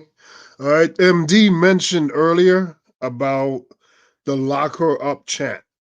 The infamous lock her up chant that Trump and his supporters consistently and constantly repeated. Today, however, Donald Trump is trying to say that he never engaged in it. Let's take a look at back in 2015, 2016, and even as late as 2020. Let's just take a look here. It's just awfully good that someone with the temperament of Donald Trump is not in charge of the law in our country. Yeah, because you'd be in jail. Secretary Clinton. My revenge will be success, and I mean that. But it's awfully hard when you see what they've done. These people are so evil. And at the same time, the country can come together. You know, I'm saying this, but the country can come together. You famously said regarding Hillary Clinton, lock her up. You declined to do that as president. I beat her. It's easier when you win. And they all said lock her up. And I felt, and I could have done it, but I felt it would have been a terrible thing. And then this happened to me. And so I may feel differently about it. I can't tell you. I'm not sure I can answer the question. Hillary Clinton, I didn't say lock her up, but the people would all say lock her up, lock her up. Okay. Then we won. And I said pretty openly, I say, all right, come on, just relax. Let's go. We got to make our country great. Every time I mention her, everyone screams, lock her up, lock her up, lock her up. They keep screaming. And you know what I do? I've been nice. But after watching that performance last night, such lies, I don't have to be so nice anymore.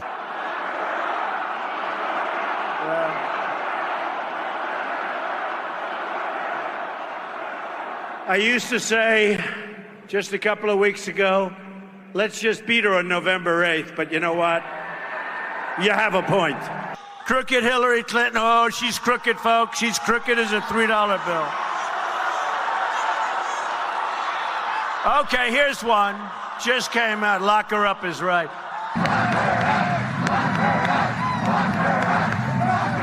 Tell you what, for what she's done, they should lock her up. She's disgraceful. It's disgraceful. So crooked Hillary, crooked, you should lock her up, I'll tell you. Lock up the Bidens. Lock up Hillary. Lock them up. That final one was just a few weeks before the 2020 election, when he was calling for the imprisonment of his political opponent. So I guess he agrees with... by his attorney general. And he kept saying, despite the lies to the Fox and Friends weekend crew, which, of course, they didn't challenge him after he said that, he said, lock her up repeatedly, joined in, agreed with the crowd repeatedly. This was one of the signature pieces of his act. fact was the lock her up chants from the crowd that he would egg on and eventually would say he agreed with. And as president, we're no longer a candidate, as president with the power of the government behind him, he absolutely asked Attorney General Jeff Sessions and later Bill Barr if there were means to prosecute the Clintons, and the answer was no. And then, as you just mentioned, there in the fall of 2020, we could see the polls and see that he was losing to Joe Biden. He pushed Bill Barr to investigate the Bidens as well. That, of course, did not come to pass, but there was one of the reasons Well, and why he Barr said lock him up. He said the Biden should be locked up. And he said that 2 weeks before the election. I mean, you talk about something straight out of Russia. There's a reason he admires Putin. There's a reason he admires Orban. There's a reason he's in love with Kim Jong-un. He and President Xi, why he says President Xi is so brilliant, he loves that they have the power of authoritarians. And that's what he wants. And that's what he's promising his voters they'll get if they vote for him. So he points at himself and he says, I didn't say lock her up. Yes, you did.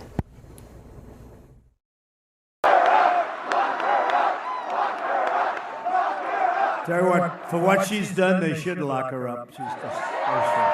It's disgraceful. Hillary Clinton has to go to jail, okay? She has to go to jail. You should lock them up.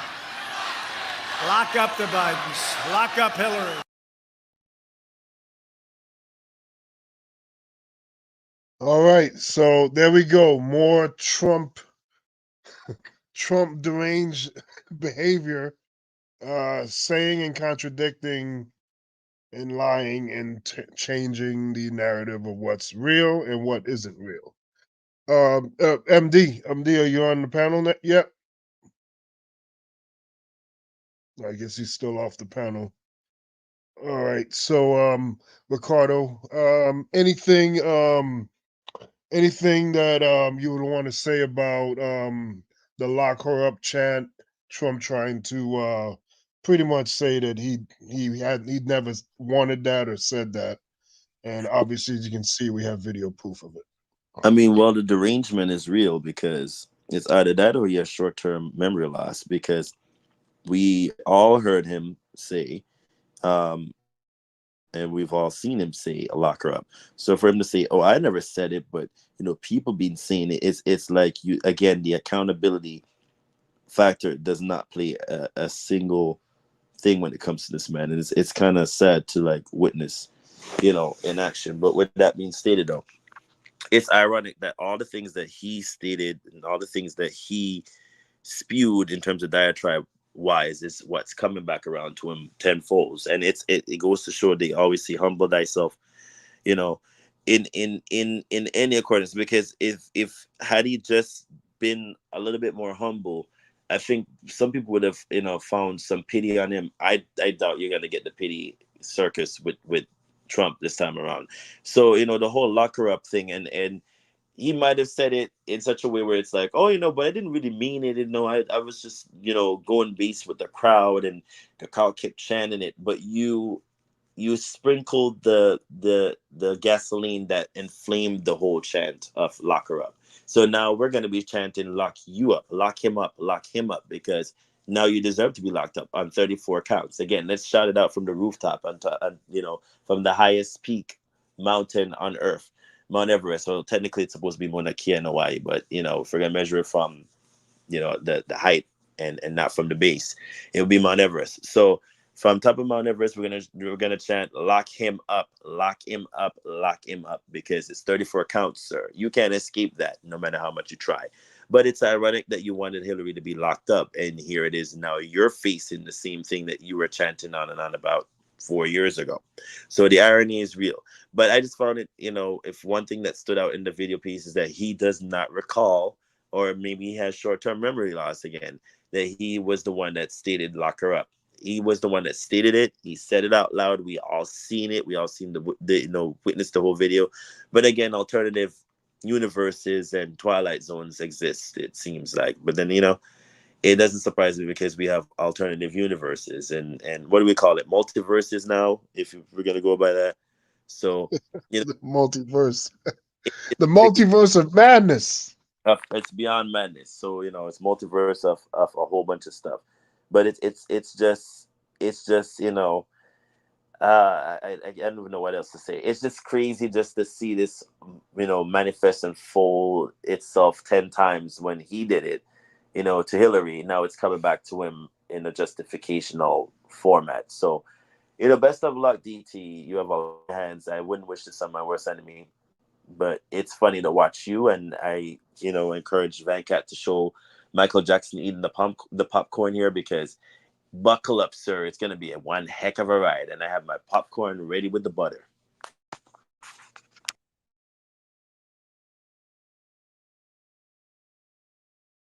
I couldn't get it. I tried. I'm on a different setup now. It's harder for me to get to it.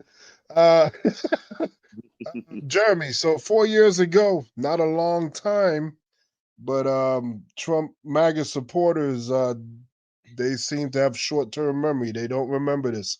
What do you think here, Jeremy? I'm going to start off. Excuse me.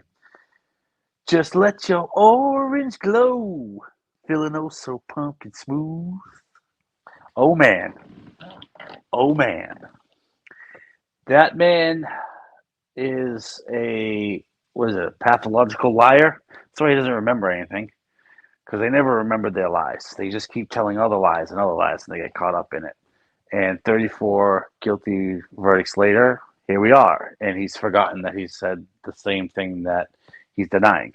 So I'm not surprised. He suffers from verbal diarrhea.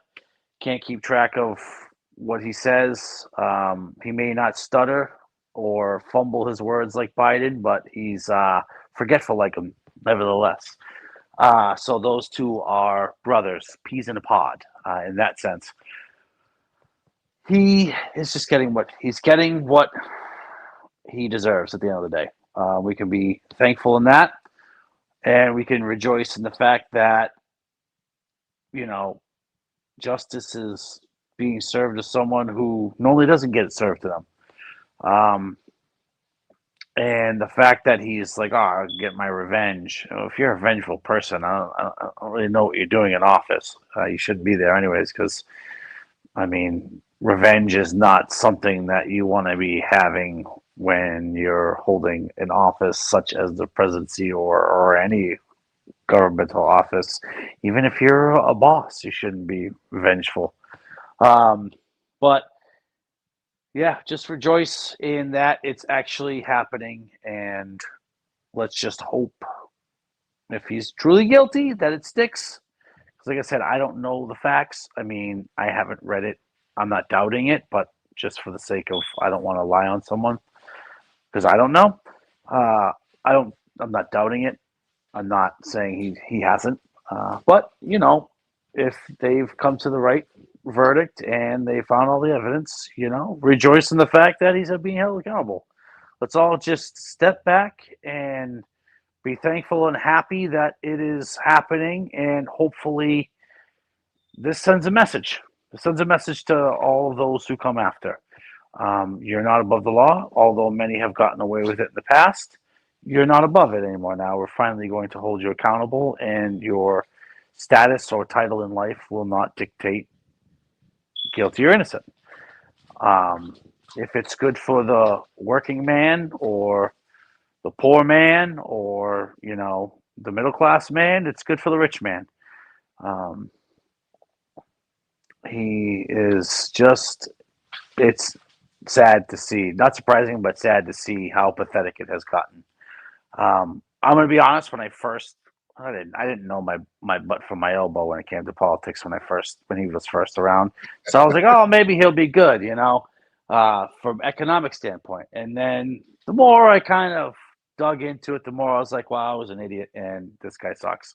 So I'm thankful that at least I can admit that I was an idiot. So I was. I wasn't like a MAGA super Trump guy, but I was just like, oh, maybe he'll do better. I felt the same way about Obama. Maybe he'll do good. Now I just as Mr. Others, was it Smothers, Others, Yum Yums, whatever name he chooses to use. Let it all burn, right, brother? Let it all burn. Just watch it. Just let's all sing "Kumbaya" by the fire of of the burning down of the country and falling, and let's just all have some s'mores together and just watch it happen. That's all I got. All right, thanks, Jeremy. So, like I was saying, MD mentioned about the lock her up chant. MD, did you want to elaborate on that? We just showed the video of Trump dubiously saying the chants for years after he somehow this week said he didn't do it. I mean, yeah, pretty much, yeah. He initiated. Not only that one time, he said it several times. I didn't see the video. He said it several times throughout his campaign in 2016 and after the presidency in 2021. Not 2021. 2017, 2018. He said it multiple times.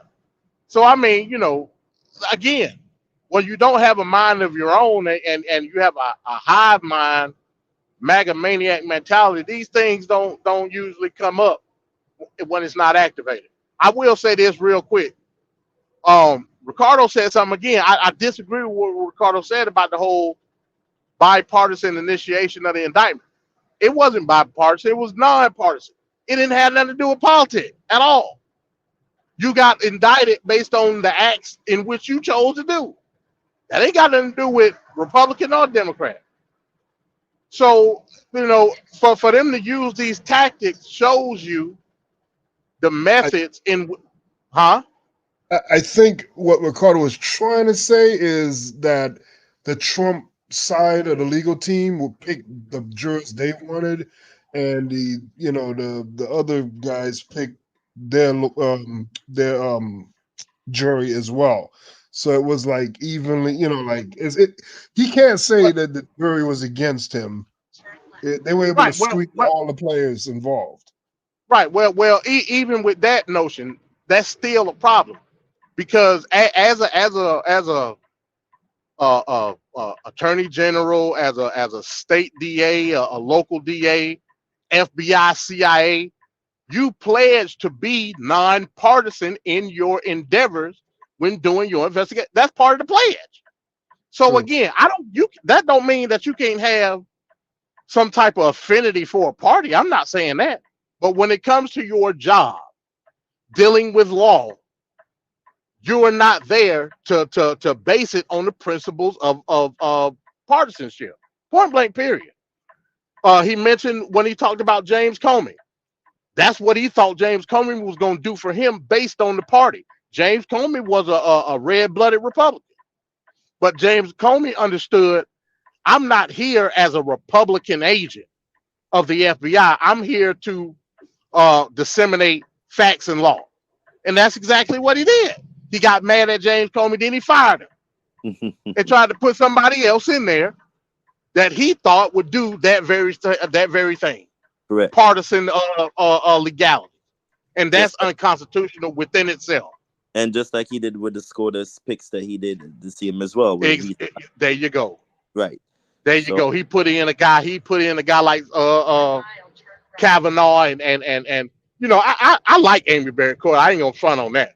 But he put in there, but you put in these people to try to further establish with people like Alito and Clarence Thomas. Hey, I got my own suspicions about Clarence Thomas. I think he got ulterior motive.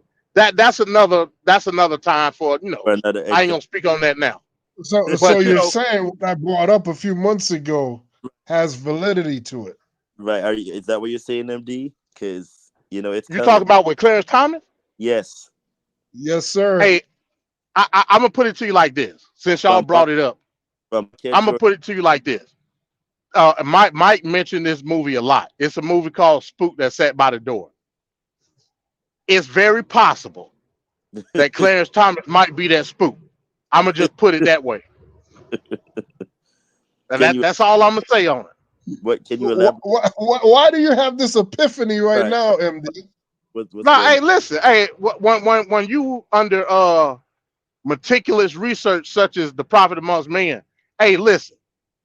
That's just what it is. I won't declare such things until I'm 100% proof positive. You know what I'm saying? I won't do that.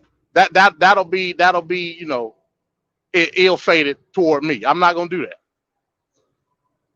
but I Okay. have my suspicion. Okay, we can respect that. All right, so I going don't know. from So did y'all play? Did y'all play the parts of the interview on Fox and Friends? I don't yeah, know. yeah. Okay, all right. I'll say this one last thing. You can move on. It's one part out of that whole interview that I think is the most dangerous thing that Trump said. And Which it's unrelated to what we're talking about. But he said that his plan is to get rid of all the generals in the military. Did y'all hear that part in the interview? No. he's very funny. That's the most dangerous thing, and that puts a pin in why Trump is an authoritarian. He He would never. said that the military is too woke, and Wow. that he was going to fire all the generals in the military and appoint his own. That's dangerous. Coming from a man that doesn't want to, that said he has growth spurs and didn't want to serve in the military. If you don't go sit down somewhere and have multiple seats, But you have to understand though, Ricardo.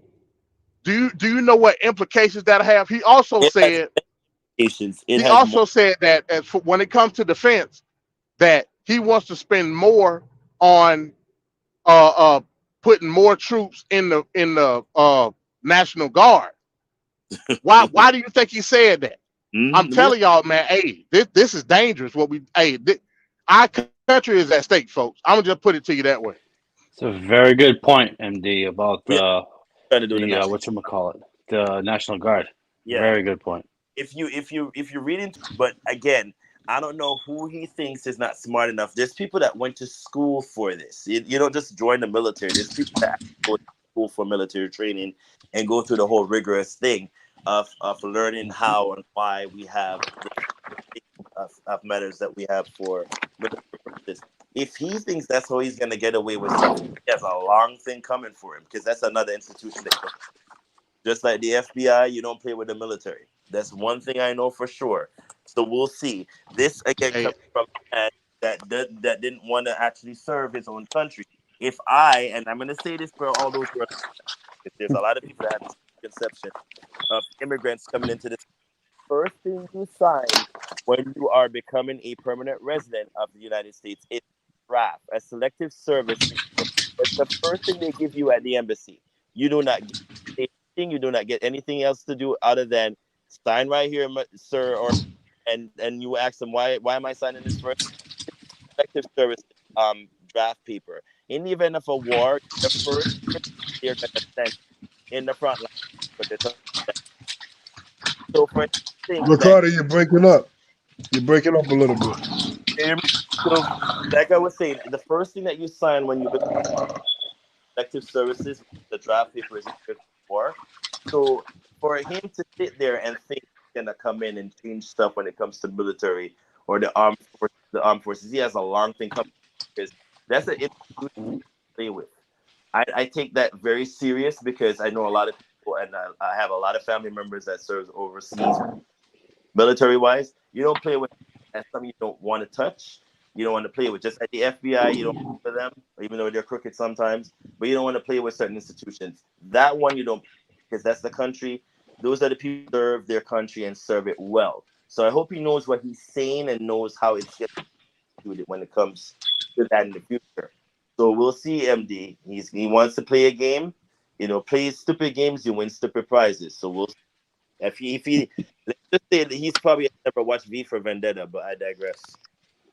All right. So we're gonna go from one dumbass, Donald Trump, to another dumbass.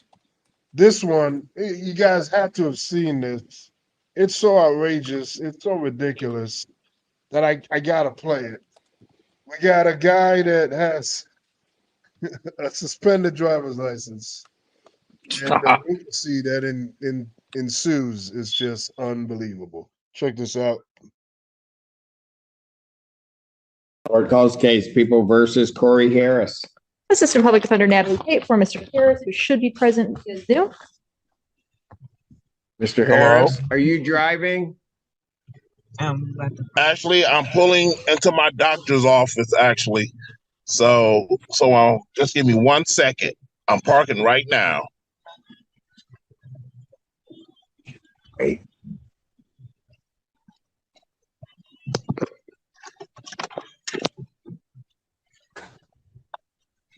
You stationary? I'm pulling in right now at this second. Yes, I am. All right. What are we doing? Your Honor, we are respectfully requesting an adjournment in this matter, up possibly 2 to 4 weeks if the court would allow.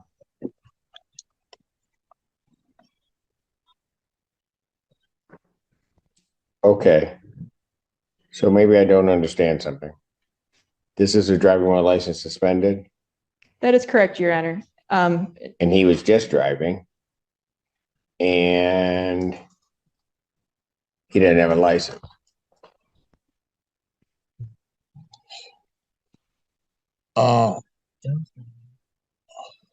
Is with the charges, Your Honor, yes.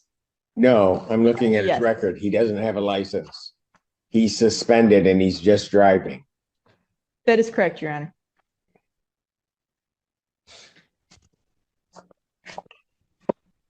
I don't even know why he would do that. So defendant's bond is revoked in this matter. Defendant is to turn himself into the Washington County Jail by 6 p.m. today. Failure to turn himself in will result in a bench warrant with no bond.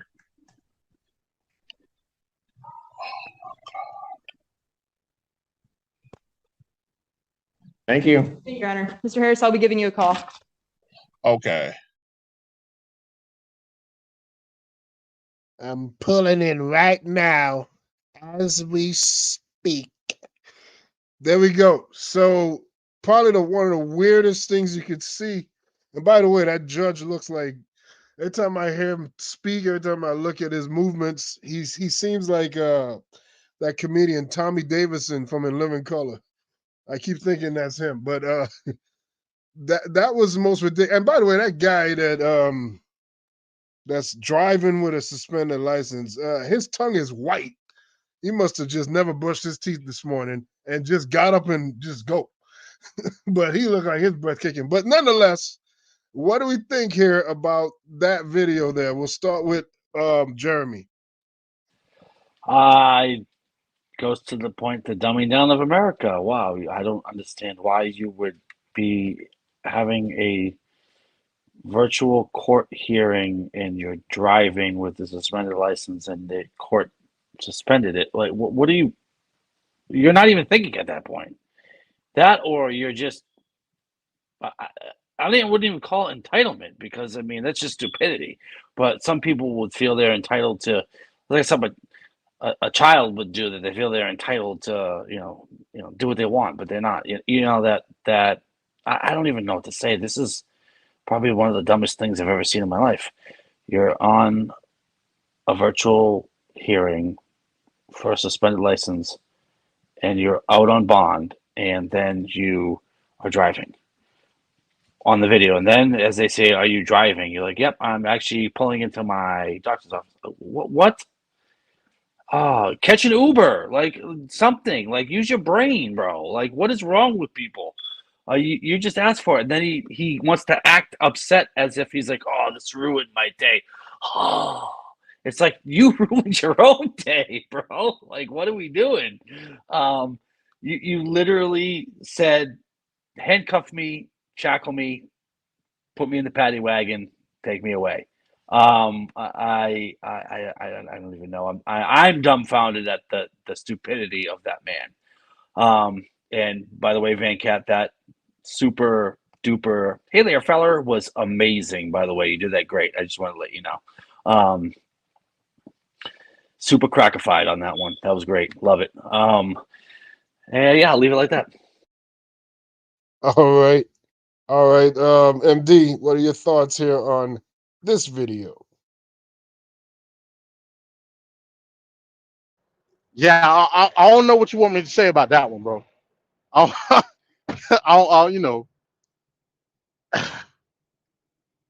Like I can't call that one, bro. I ain't got nothing for you, Van Cat. That's crazy. I ain't got nothing. It's unbelievable that somebody could be that unaware. This is a witch hunt. This is a witch hunt. I did not do it. Yeah. Hey, Banana Republic, man. They trying to disenfranchise him, man. Hey, again. So maybe he didn't. I don't know. Maybe he didn't understand the terms of his. It's got to be an explanation. It's got to be, bro. But you gotta know you have a suspended license though, right? That's not a surprise to anybody, right? Well, Part of that was take his away your charge. license and cut it up in front of you. That should be He was on bond for it. Yeah, that was They his charge. revoked his bond for it. So hey, I'll say this. I'll try to make some sense of it. When it comes to simple everyday things that we do to maintain some type of resemblance of life, driving is one of those things. I get it from that aspect. But bro, all you had to do, you could have lied, said no, I'm not driving. I'm passing. You could have did anything. I don't know if you could turn your camera off during the Zoom call. I don't know. But bro, do better, man. That's all I can say, man. Do better, bro. He had his seatbelt on too. Like, do better, bro. Safety Hell, for all first. that, man, you might as well just said bumper and just missed your court date and just kept it pushing. You probably would have been better off. Yeah, I wonder how long he's gonna be in jail for too. He had till 6 p.m. Well, I mean, as long as he turned himself in, he'll get a bond for it. Okay. Well, as long as he turned himself in, he'll get a bond. But that's more money out of his pocket that didn't need to be spent. Yeah. Yeah. Hey, you want to hear a funny story about something that I had a friend, his brother-in-law, right? And in Massachusetts, you can't go to jail for driving without a license.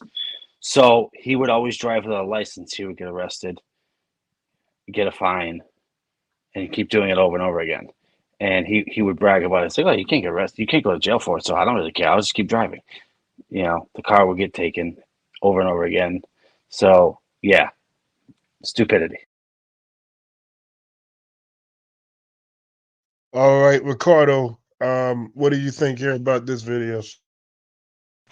I just wanted to sing the great Brian McKnight song. It's unbelievable that he should have been caught. Like, dude, what are you doing? Like, it's this is what.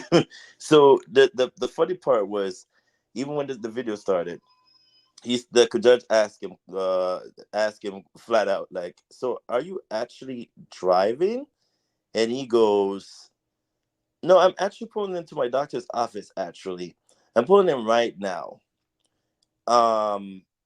Sir, you're on a suspended license. Like, what are you doing? You're on a Zoom court call. Like, if that didn't make no sense, it didn't make no sense. I thought it was a scripted video I was watching, to be honest, the first time I saw it, because I was like, this don't make no damn sense. If there was ever a Mad TV skit or Saturday Night Live skit or something that someone was making up, I would have said, hey, that was a skit well done. It didn't make no sense to me, because, I mean, why? Why would you implicate yourself on camera, sir, in front of your own defense team? Like, what are you doing? You could have easily just turned off the camera and do a regular phone call and just say, listen, my camera doesn't work. You come up with a multitude of excuses that morning. You choose to then go to a doctor's appointment with a suspended license. The one thing that's like a covenant, like, I don't even know what's worse. Like, taking the bus these days is so horrific. Like, I wouldn't even try to go back to when donkeys and carts were moving about on degraded roads. It's that bad. Like, you took away the one privilege that makes you, that's pretty much like, Jeremy, it is entitlement. Because when you're driving, it's like an entitlement. It's even old folks would tell you that. Like, they drive hella slow, but they would rather drive than take the bus. But I digress. But I don't know what to say for this video either, because it made no sense to me. And he can't sit. It's just the whole sigh in the end, like, oh my God, like, you are the one that caused your own implications, sir. What are you doing? Like, there's multiple things you could have done that morning that would have prevented you from getting in that position you end up being in. But you just become stupidity just took over your brain, and you just thought, I'm just F it. I'm just gonna do whatever I want to do. No, sir. This is why you don't do Zoom calls. This is why you could have come up with excuses. You could have said multiple array of things that you like. Sir, my camera don't work, and my smartphone. I just got a new smartphone yesterday. I don't know how to work this thing, so I'm just gonna do a regular phone call. You chose to do the whole experience on a Zoom call where they could literally see you in real time. I'm done. I have nothing else to say. All right. Thanks, I Ricardo. mean, hell, here's a thought. Hell, get there early. You know what I'm saying? If you know you got to be in court that day on virtual court, just get there. You need to be stationary, bro. Like, what you doing?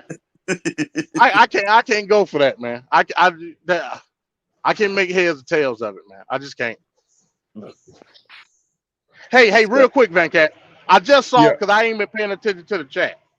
I saw that young Master Kev was in the chat earlier. Yes, he was. He made some disturbing comments in the chat. I'm writing Trev right now to propose a 1-month suspension for Man Talk Monday. Disturbing. I'm writing them right now. Oh, there we go. There we go. Oh my goodness. 1 month suspension. He's got to be trolling her. He can't be real about this. Let's try to steal the election again, let's be honest. Wow. Oh Lordy. Well, anyway, today news broke that was finalized with the whole border situation and what with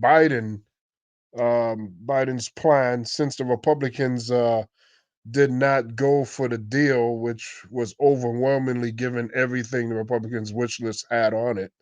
But at the direction of Trump, they killed the deal. So Biden went about it his own way. Let's take a look at this video. We begin our report along the U.S.-Mexico. border. CBS News has learned President Biden will issue an executive order this week that would partially shut down asylum processing. The action will allow officials to turn away migrants that enter the U.S. illegally without hearing their asylum claims. It will use the same presidential authority that was used by then-President Trump in 2017 to issue his so-called travel ban, which barred people from several Muslim-majority countries from entering the U.S. President Biden has announced a significant executive action to try and control migration at the U.S.-Mexico border. So this move follows his earlier appeal to Congress to pass a border security bill, which was rejected by Senate Republicans. The executive order permits the deportation of migrants without processing their asylum claims if illegal border crossings exceed 2,500 per day. This action comes as the Border Patrol recently recorded an average of 3,800 crossings every day. With the upcoming presidential election, Republican senators and the Trump campaign are questioning Biden's timing and his motive here, and the order is likely to face some legal challenges. Right now, we are gathering reaction to President Biden's executive action regarding the border. CBS 8's Kelly Hessedal joining us from the border with what she's hearing in San Diego. That's right. And, this is something that has been talked about for days. So people knew it was coming, but there is certainly some frustration from people on both sides of this issue. Now, I spoke to a woman who works with migrants on a regular basis. Here's what she told me. We know from experience of other similar announcements and other similar actions that won't slow down migration because unfortunately when somebody's life is in danger and they're making the toughest decision of their lives, which is to leave their home and everything they know, announcement by a foreign president is not part of the equation. And that was Lillian Serrano. She is the executive director of the Southern Border Communities Coalition, and she says she believes all the president's executive action will do is send migrants into more remote areas to try and cross the border. She fears that could increase the number of deaths. A big story today, President Biden introducing that executive order about 90 minutes ago, laying out how he hopes to slow the flow of migrants crossing illegally into America. News 4's Melissa Russo live in our newsroom with more on the president's plan and how this could affect us. Melissa. Yeah, Natalie and David, it is President Biden's toughest border policy to date. The executive order coming today, 5 months out from Election Day, and cutting off a path to asylum in a way that some say mirrors some of the same policies for which Democrats have blasted Donald Trump. Biden said today that immigration is the lifeblood of America. But the crisis at the border is now clearly such a major concern for voters and vulnerability for Democrats that Mr. Biden attacked what he called, quote, Republican obstruction in the very first line of today's announcement. He says that they walked away from a bipartisan immigration bill, and this happened several months ago. I've come here today to do what the Republicans in Congress refuse to do. Take the necessary steps to secure our border. Today, I'm announcing actions to bar migrants who cross our southern border unlawfully from receiving asylum. Now, this order will go in and out of effect based on the number of illegal crossings. You see here, if the number of encounters goes over 2,500 a day, the asylum process will be closed to migrants who cross into the U.S. illegally, meaning between official points of entry, without an appointment and without following the rules. But when the number of unlawful crossings goes back down below 1,500, the asylum process reopens. Currently, we're seeing more than 4,000 unlawful crossings a day. Migrants, so some of this is clearly designed to bring the numbers down by getting the message out to the migrants that if they don't follow the rules, they'll be cut off from seeking asylum and potentially deported, though it's unclear if they'll be sent back across the border to Mexico and if Mexico will agree to that. Meanwhile, Governor Kathy Hochul, who you just saw, was among the local officials joining President Biden for today's announcement. So was Nassau Democrat Tom Suozzi, who just won his congressional race earlier this year, in large part by leaning into criticism of the border crisis. One politician we did not see standing alongside President Biden today was Mayor Eric Adams. You're about to hear him sound a little prickly when he was asked about that today. So he did not want to have to do this, but this is what we have to deal with. We can't ignore the fact that while we are a kind and generous people in New York State, and we're proud of the Statue of Liberty, we are at capacity right now because we've had over 200,000 people come over in the last 2 years. So this will give us an opportunity to have a little bit of a pause on this, let people apply for asylum legally. I have too much to do to worry about what guest list I'm not on or not on. My day is nonstop. I enjoy going to the events in New York, and I do not have to raise my hand and say, please invite me somewhere. Trust me, I got too much to do on my calendar. They should be asking, why can't I come to Eric events? Mayor Adams has clearly been unhappy about the low level of federal funding New York City has received to help with its migrant crisis. But meanwhile, the president's move today may appeal to centrist Democrats. But at the same time, it's also alienating some more left-leaning Democrats who believe that the asylum process is an important and necessary part of America's identity and role as a safe haven for refugees. The ACLU, Natalie and David, has already announced plans to challenge this order in court. All right, there we go. Border security is a big hot button topic in this election season. Mexico just elected their woman president. So there's a lot going on there, and how these policies can affect Mexico going forward is to be seen. MD, what do you think here about Biden's policy initiative? So yeah, I think Biden he's playing the political game. I don't think necessarily this is something that he wanted to do. I agree with Kathy Hochul on that. I think he's doing it because he's playing chess, ain't playing checkers. Remember, this bill is only dealing with, I guess you would say, the certain levels of encounters. Now, people are having a misconception on what the people versus the encounters are. Nowhere in the executive order, and I'm gonna go in detail in it probably Thursday, because I want to see exactly what's in the executive order. But this was a part of the issue with the appropriation from the last bill. It says encounters, it don't say people. When it's talking about the 2,500, it's saying the wording is always important. Encounters at the point of entry, which would be the checkpoints on the border. It don't say 2,500 people. It say 2,500 encounters. What does that mean? Meaning the encounter is one event. So if you encounter a family, if you encounter a mother and a child, that's an encounter. Got to have 2,500 encounters. Then at that point, all asylums applications stop. You'll be deported. It won't be catch and release. You'll be deported right back. You won't be able to seek asylum. It has to go down to, I believe the number is 1,500 for 7 straight days. And then after 2 weeks after that, they'll continue the asylum process. So that's going to be a real meticulous process. And I think he's doing it for 2 specific reasons. First, he's going to expose the Republican Party, meaning that he's going to expose the fact that it's going to put even more of a strain on the not only ICE but on Border Patrol, because the Republicans didn't vote for the first damn bill that would have gave more funding to allow more Border Patrol agents on the border. Secondly, remember, language is always important. It says point of entry.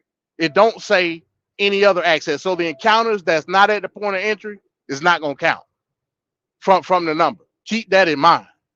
Now, that don't necessarily mean that those people won't be sent back, because they will. They still can't seek asylum status, but it's not going to count toward the encounters.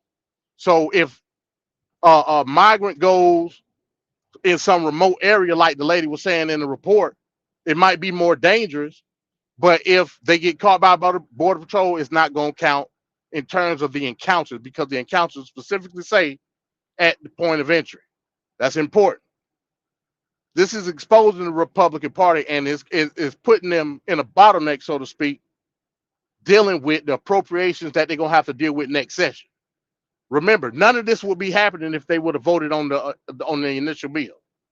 We would have had more immigration judges, more Border Patrol, more ICE. We would have had all that on top of what Biden just proposed, because that was in the bill too.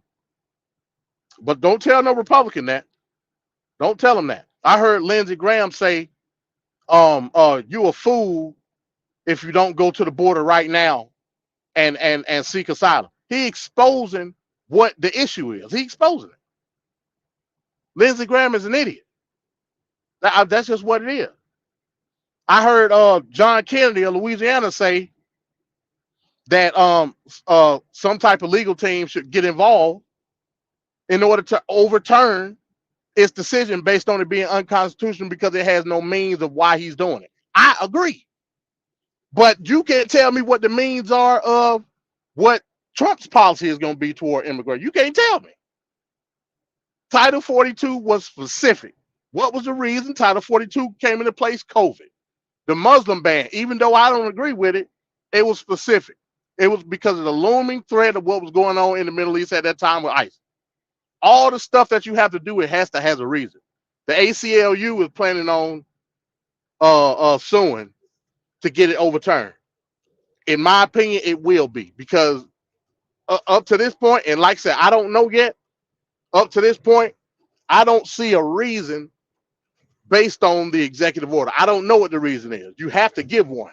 If you don't, you might be breaking international law as well as common immigration law here in the United States, because you're not giving me a reason behind not letting these people seek asylum. Now, could it be for some type of humanitarian crisis? I don't know. Could it be for overpopulation? I don't know what the legal specificities would be. But as it stands right now, I don't see a reason of you putting a stamp on a certain number of migrants coming over. You're going to have to give a specific reason. And right now, he doesn't have one. So therefore, if the ACLU does go forward with a legal suit, they very may well win that. And that's what I say on it. So MD, I this is yet another overturning that you're predicting here.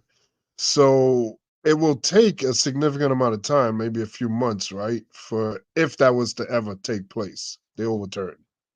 Yeah. I mean, yeah, I don't know because I'm assuming that the ACLU will try to go straight to the Supreme Court because So it's a that'll federal take many mandate. months. So Exactly. So I Biden don't. is probably Yeah. saying, "I got 5 months. I have 5 months to the election." So even if it gets overturned, he'll get his chess play will be effective enough. Right. And keep in mind, Venkat, all the stuff that Trump is touting when it comes to immigration, it has nothing to do with the migrants, and the migrants being the asylum seekers. Trump ain't got no policy for these migrants. When he's talking about mass deportation, he's talking about illegals. That's what he's talking about. That ain't dealing with the issue with these people in Chicago and New York. That's why that's why Eric Adams feel the way he feel, because there's no policy that's going to deal with those people. But again, you had one at what was that beginning of the year, when the bipartisan bill was there. But Yep, because of your leader Trump, y'all chose not to vote on it because you knew that was going to be an issue that you could not campaign on because it was going to be dipped in the bud. And that's just what it is. This is a play. That's all it is. It's a play. definitely.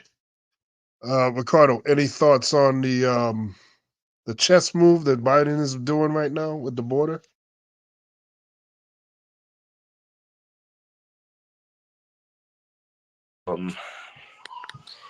I love that he's trolling the crap because this is the same bill that they should have long ago, and on account of who saying you signed that bill because I said that you signed that bill, but I'm gonna. So since you play this whole game, so I'm gonna give you what you all been wanting, and it took me off guard today because when I saw it, I was like, oh, well, look at one up in them with his on his part, because now, like it says, it's gonna show the Republicans it's either you're gonna want something or anything about it. Else I do something that I've been presenting to you in terms of doing something opportunistic wise, and y'all think so. You know, so it's not cause it's not it's unconstitutional. You could come that, but you all opportunity to fix the issue. You could have fixed the DACA issue just like they could have fixed every other purpose wise issue, and they chose not to do it. Here is just Burnham word nonsense going round and round in a loop that doesn't seem to have cause. So I say kudos by this. I think it, even if it having wags and tails talk again and doing the most, let it happen, because for the longest time, they were given an opportunity. Both sides were brought to the table. Both sides were agree on something, and on account of the Marjorie Greens and the other nonsensical morons that are in the House and Senate doing the most, nothing. And then you do thing. No, don't sign because it's gonna. Hey, so look forward to seeing a lot more trolling from Donald Trump and not Donald Trump, from Biden's camp with the Donald Trump campaign, because I think this is a trolling moment for Joe. I've seen him say, like, we always say, oh, how old he is. I mean, both candidates are hella old, and if you have to choose the lesser of two evils, who you're gonna choose at this point. But it's fascinating to hear, somebody was like literally poking the bear at Joe Biden. I think it was 2 days ago, where they're like, what do you say about Kamala Harris becoming the next president? And he was like, excuse me? Like, of everything else he could have heard, he heard that part. And he was like, no, I can't remember what he said. He said something to the effect of, no, I'm still here. and I'm going to still fight for my post. In other words, she will have to come corrected, because if she wants this position in this job, she's going to have to prove that she needs the job or she's going to earn it. So I was like, oh, well, look at Mr. Biden, doing the most here. But, it's fascinating, because I think on one side you have people pushing for something, and on the other side you have the other set of people that are like, oh, it's going to let it happen kind of thing, happen on happenstance. So it's fascinating to see the whole conundrum of the Republicans now trying to figure out running, errands to see if they could one up the Democratic Party at this point. But it's a long time coming. If you look back from last year, this has been one heck of a ride for the immigration stance of the Republicans, and the border has always been, when it comes to election time, the border, this illegal immigrants, the dog whistling. So now, what are you guys going to do about it? That's always been my stance. You complain about something so much, what are you going to do about it? So let's see what both sides come up with. It should be interesting. 5 months to go, guys. Grab your popcorn. It's going to be one heck of a ride.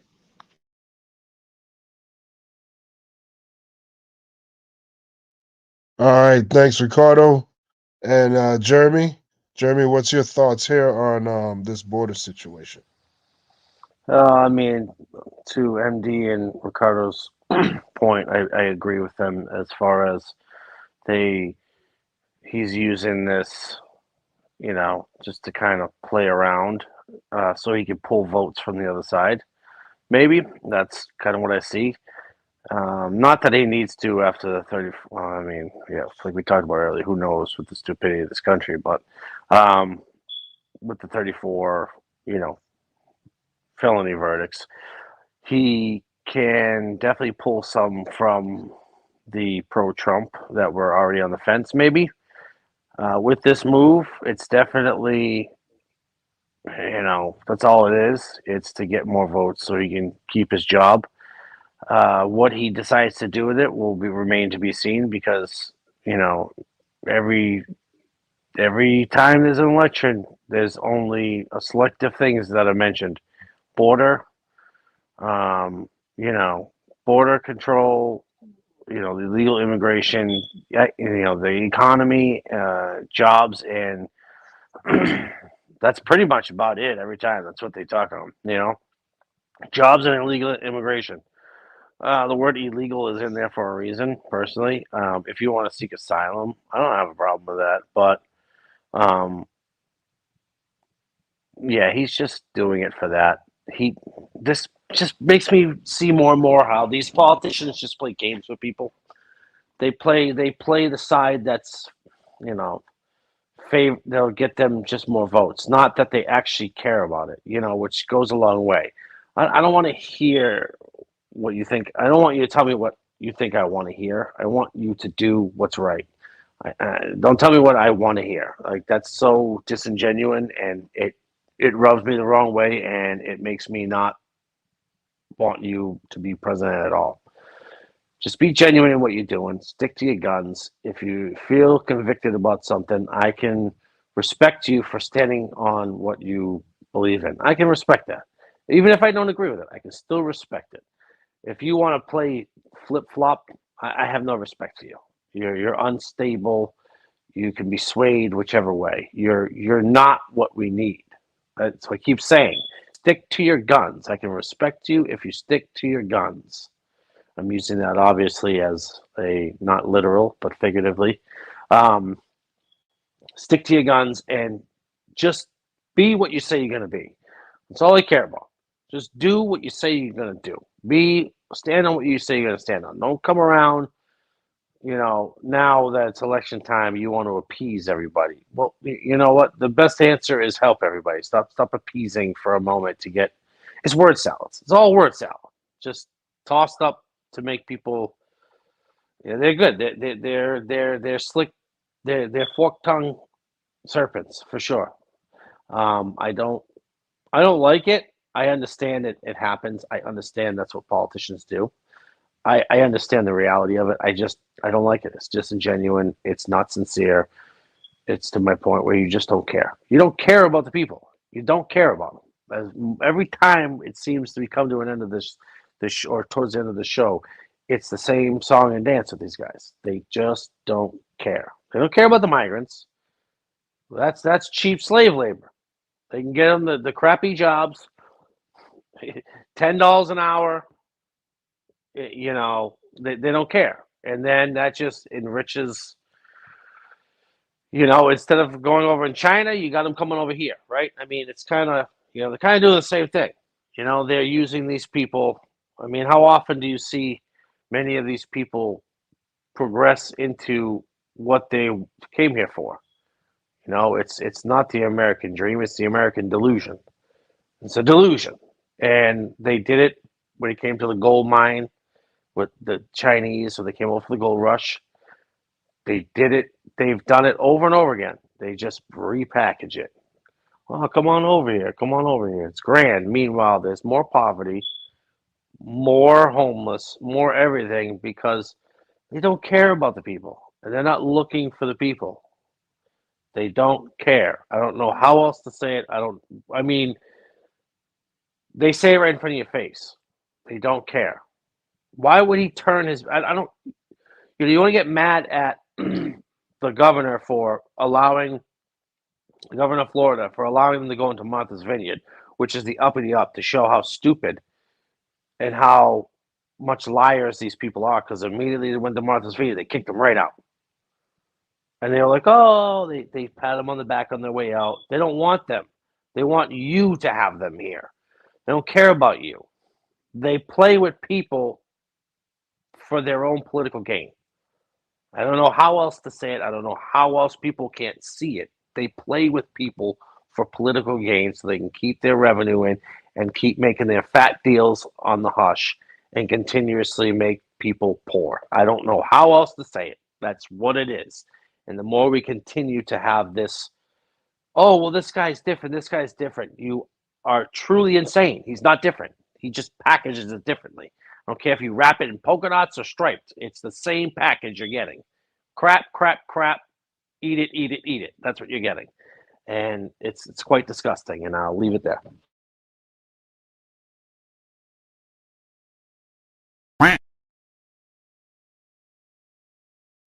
All right. Thanks, Jeremy.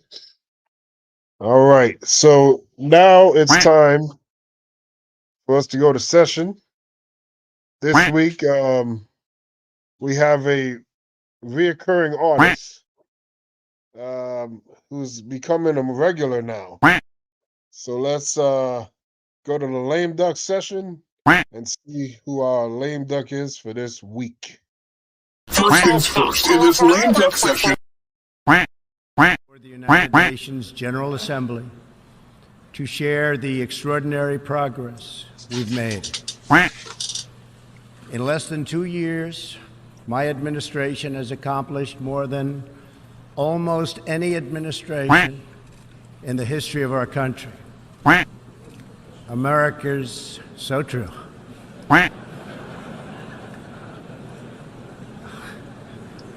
Didn't expect that reaction, but that's okay.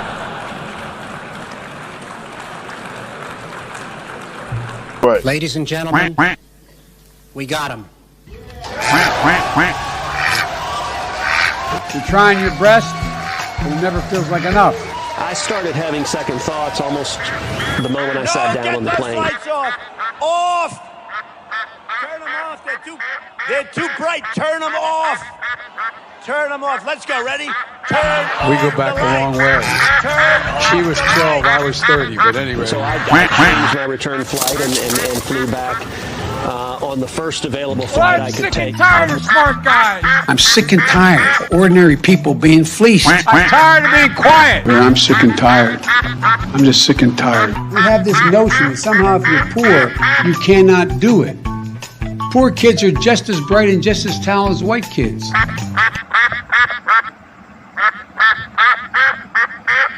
With great power comes great responsibility. These lights are so bright in my eyes that I can't see too many people out there. But I can only see the black ones. I can't see any white ones. You see? That's how far I've come. That's how far I've come.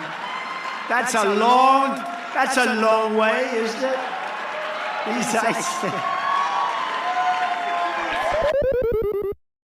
You want to see a bird graveyard? You just go. Take a look. A bird graveyard? Go under a windmill someday. You'll see more birds than you've ever seen ever in your life. On screen, guilty. Count 28, guilty. Those are the first 28 felony counts here as read by the jury. On screen, guilty. Count 28, guilty. Those are the first 28 felony counts here as read by the jury. Count 29, guilty. Count 30, guilty. Count 31, guilty. Count 32, guilty. Count 33 and 34, guilty. That is Donald J. Trump, defendant in New York versus Donald Trump, found guilty on all 34 felony counts. Unbelievable. Unfreaking believable. D.A. Bragg, hear me clearly. You cannot silence the American people. Joe Biden's injustice, Joe Biden's two-tier injustice system, weaponizing the justice system of the United States of America against a political opponent? Un-American. Joe Biden, you're fired. We the people stand with Donald Trump. Donald Trump's loyal lapdogs are lining up to sweep for the former president now that he has been found guilty of all 34 felony counts in the hush money case. You just got a taste of Senator Tim Scott debasing himself. We'll hear more from him, but stick around for more GOP lawmakers who seem to have a kink for public humiliation. First, more sweeping from Senator Scott, who denies things that Trump has literally said on the record. Watch. When former President Trump says that if he is elected president, he would appoint a special prosecutor to, quote, go after the most corrupt president in the history of the United States of America, Joe Biden, and the entire Biden crime family, are you saying that that is not something that you would support? I'm simply saying that President Trump has said it himself. The best revenge is success. Actually, Senator, I have to correct you on that because he's explicitly said. I was in the room. No, you can't correct me. I'm looking at the notes right here. He has explicitly said that they did it. He said, okay, when he said it Senator, himself. He said it publicly. For those who have been wronged and betrayed, of which there are many people out there that have been wronged and betrayed, I am your retribution. We will take care of it. This is why the ratings on CNN are so low. The bottom line is simply this. Without question, President Trump has looked me in my eyes in a room full of other folks and said, you know what? The best revenge is success. I can't believe the hoax, this sham, this absolute injustice justice system. D.A. Bragg and the judge should be ashamed of themselves. This isn't just ridiculous. This actually erodes the confidence that Americans have in the justice system. Unfreaking believable. But good news is coming. D.A. Bragg, hear me clearly. You cannot silence the American people. You cannot stop us from voting for change. Joe Biden's injustice, Joe Biden's two-tier injustice system, weaponizing the justice system of the United States of America against a political opponent? Un-American. Joe Biden, you're fired. We the people stand with Donald Trump. President Trump continues to impress me as a man who not only wants to win this election, but serve the entire country. Going to the Bronx is a fabulous decision for a president whose results, fantastic. As you can see, Republican Senator Tim Scott is still doing everything he can to convince Donald Trump to choose him as the VP pick. But while he's using all this sort of flowery, positive, complimentary rhetoric toward Donald Trump, behind the scenes, homeboy's taking advantage of Trump for his own personal fundraising, and I did not see this coming. So let me break this down for you. So Midas Media discovered this ad that's been making its rounds on X. In a post on X, Tim Scott writes, "It's Tim Scott." Yes, we know that through the verified account. Okay. Can you chip in $5, $10, or $25 to President Trump's campaign before his critical end of month fundraising deadline? Thank you. Now in it, he includes yet another video of himself in a car where he's licking Trump's boots, but he also includes a link to something. And that is a link to the Win Red donation page, urging people to donate to Trump's campaign. So the page states that by donating, donors would ensure President Trump wins in November. Seems normal, right? Typical Republican politician helping the Republican nominee fundraise for his presidential run. But then diligent individuals might notice that there's a link. It's fine print, okay? But if they're savvy enough to click on it, it says click here for details or to edit allocation. And in there you see that your contribution will benefit Tim Scott for America and Trump National Committee. Okay, well, then it turns out that, let's say you donate $100. Of that $100, $95 goes to Tim Scott and only $5 goes to Donald Trump. So he's framing this as, let's help Donald Trump, donate to his campaign, let's help him out. In reality, only 5% of that money is gonna go to Donald Trump. The rest of it is gonna go to Tim Scott. And honestly, considering some of the unsavory ways in which Donald Trump has dishonestly raised money, I'm kind of here for it. I don't know, what do you think? Been such a great advocate. I have to say, this is in a very positive way, Tim Scott. He has been much better for me than he was for himself. I watched his campaign and he doesn't like talking about himself, but boy, does he talk about Trump. Did you ever think that she actually appointed you, Tim? And think of it, appointed, and you're the senator of his state, and she endorsed me. You must really hate her. No, it's a shame. It's a shame. I just love you. No, that's why he's a great politician. Bake the baby in the boxes. Butcher the baby. The baby. Helping the baker butcher the baby in boxes. Bake the baby in the building.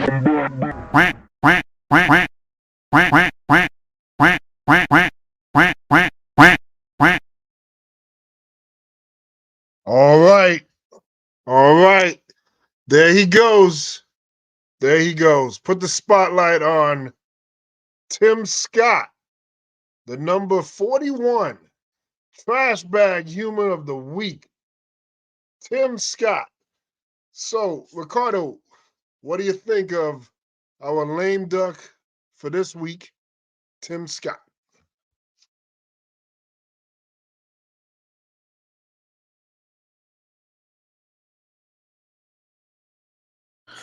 Yeah.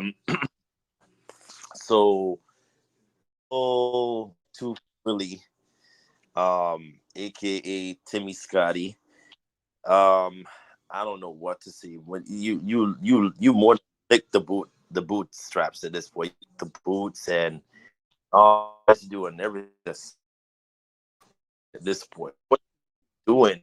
Like it, I just love you with this whole combat that you've been doing lately. It's just absurd, sir. You need to take to the side and sir, what you doing? Like it we gotta throw out the Ebonics at this. What are you doing, sir? Like this is not it. Just terrible.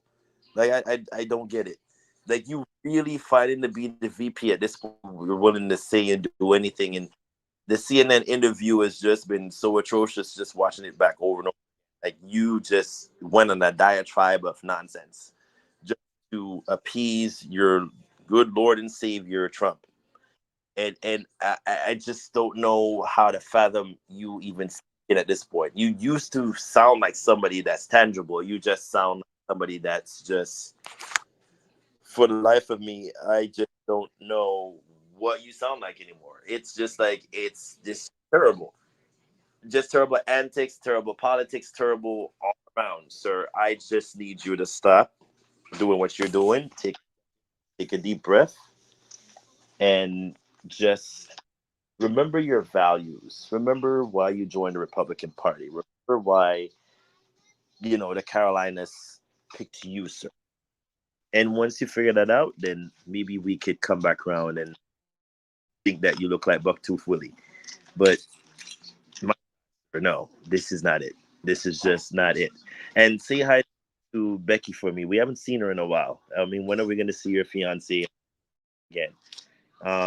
We've been missing that cringe-worthy contact kiss moment that you came out with when you announced your random engagement out of nowhere. So, Becky, Beckisha, Beckana, Becky, whatever her name is, we want to see her with you. And we need to see the numbers, because that just came out of nowhere, out of left field. But I digress. Kudos to you, Bucktooth Willie. But no, it's you deserve this. No, I don't even know what else. Somebody take up the mantra for me, because I can't. All right, MD, what do you think about Tim Scott, lame duck 41? Yeah, I mean, more the same, man. He doing his job. He trying his best to pander to Trump to try to get the VP pick. But hey, Ann Coulter said it best, man. Hey, well, I get no. Let me not say that, because it's only the vice president. That may be acceptable for a black person to be, and plus he's a Christian nationalist. So, but he's not the type of Christian nationalist that Trump needs. I'm still of the perception, and I'm sticking with my pick until Trump say otherwise. I still believe Mike Johnson will be the vice president pick for Trump. That's just me.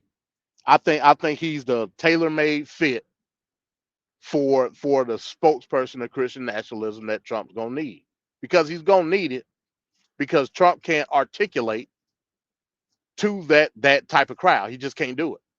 He can pick up a Bible and raise it up. He could do that. Hell, anybody could do that. But he can't speak to the generalities of the Christian nationalists like a person like Mike Johnson had. For a certain aspect, Tim Scott, he can do it, but he ain't the right color. That's just what it is. Not for that crowd. Remember, Ann Coulter talked about the WASP, the white Anglo-Saxon Protestant. He everything but the Anglo-Saxon. You know what I'm saying? That's just what it is. Yeah, man. Tim Scott. MD? That is possible. It's possible. Because you got a lot of females that's stomping for Trump right now. It's definitely possible. 'Cause you got Chrissy Nome out there, you got MTG, you got Bobert. It's possibilities from the female aspect. See, Christian nationalism, the overall ideology has changed over time. It's more progressive in that sense, that it would accept a woman. I could definitely see that. I could definitely see that. But Tim Scott, I'll be surprised if that's what he go with. I'll be definitely surprised.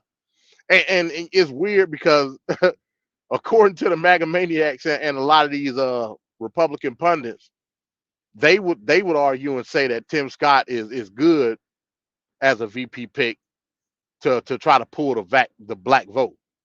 Who in the hell black supporting Tim Scott? I don't know. You know what I'm saying? That y'all gonna have to point them out to me. But you know what I'm saying? Hey, according to them, that's what they say. So just another trope of saying, hey, let's put the token black guy out there just so the wayward blacks can vote for him. Because hell, we don't know no better. We just go off of identity politics, according to the Republican. You know what I'm saying? As long as he black, we'll vote for him. That a lot of them think that way. But you know, it is what it is, man. Hey, Tim Scott, man, he racking up notches under the belt, man, with these lame ducks, man. He might be up there with Trump. He might be up there, man. I think he got a winning record right now.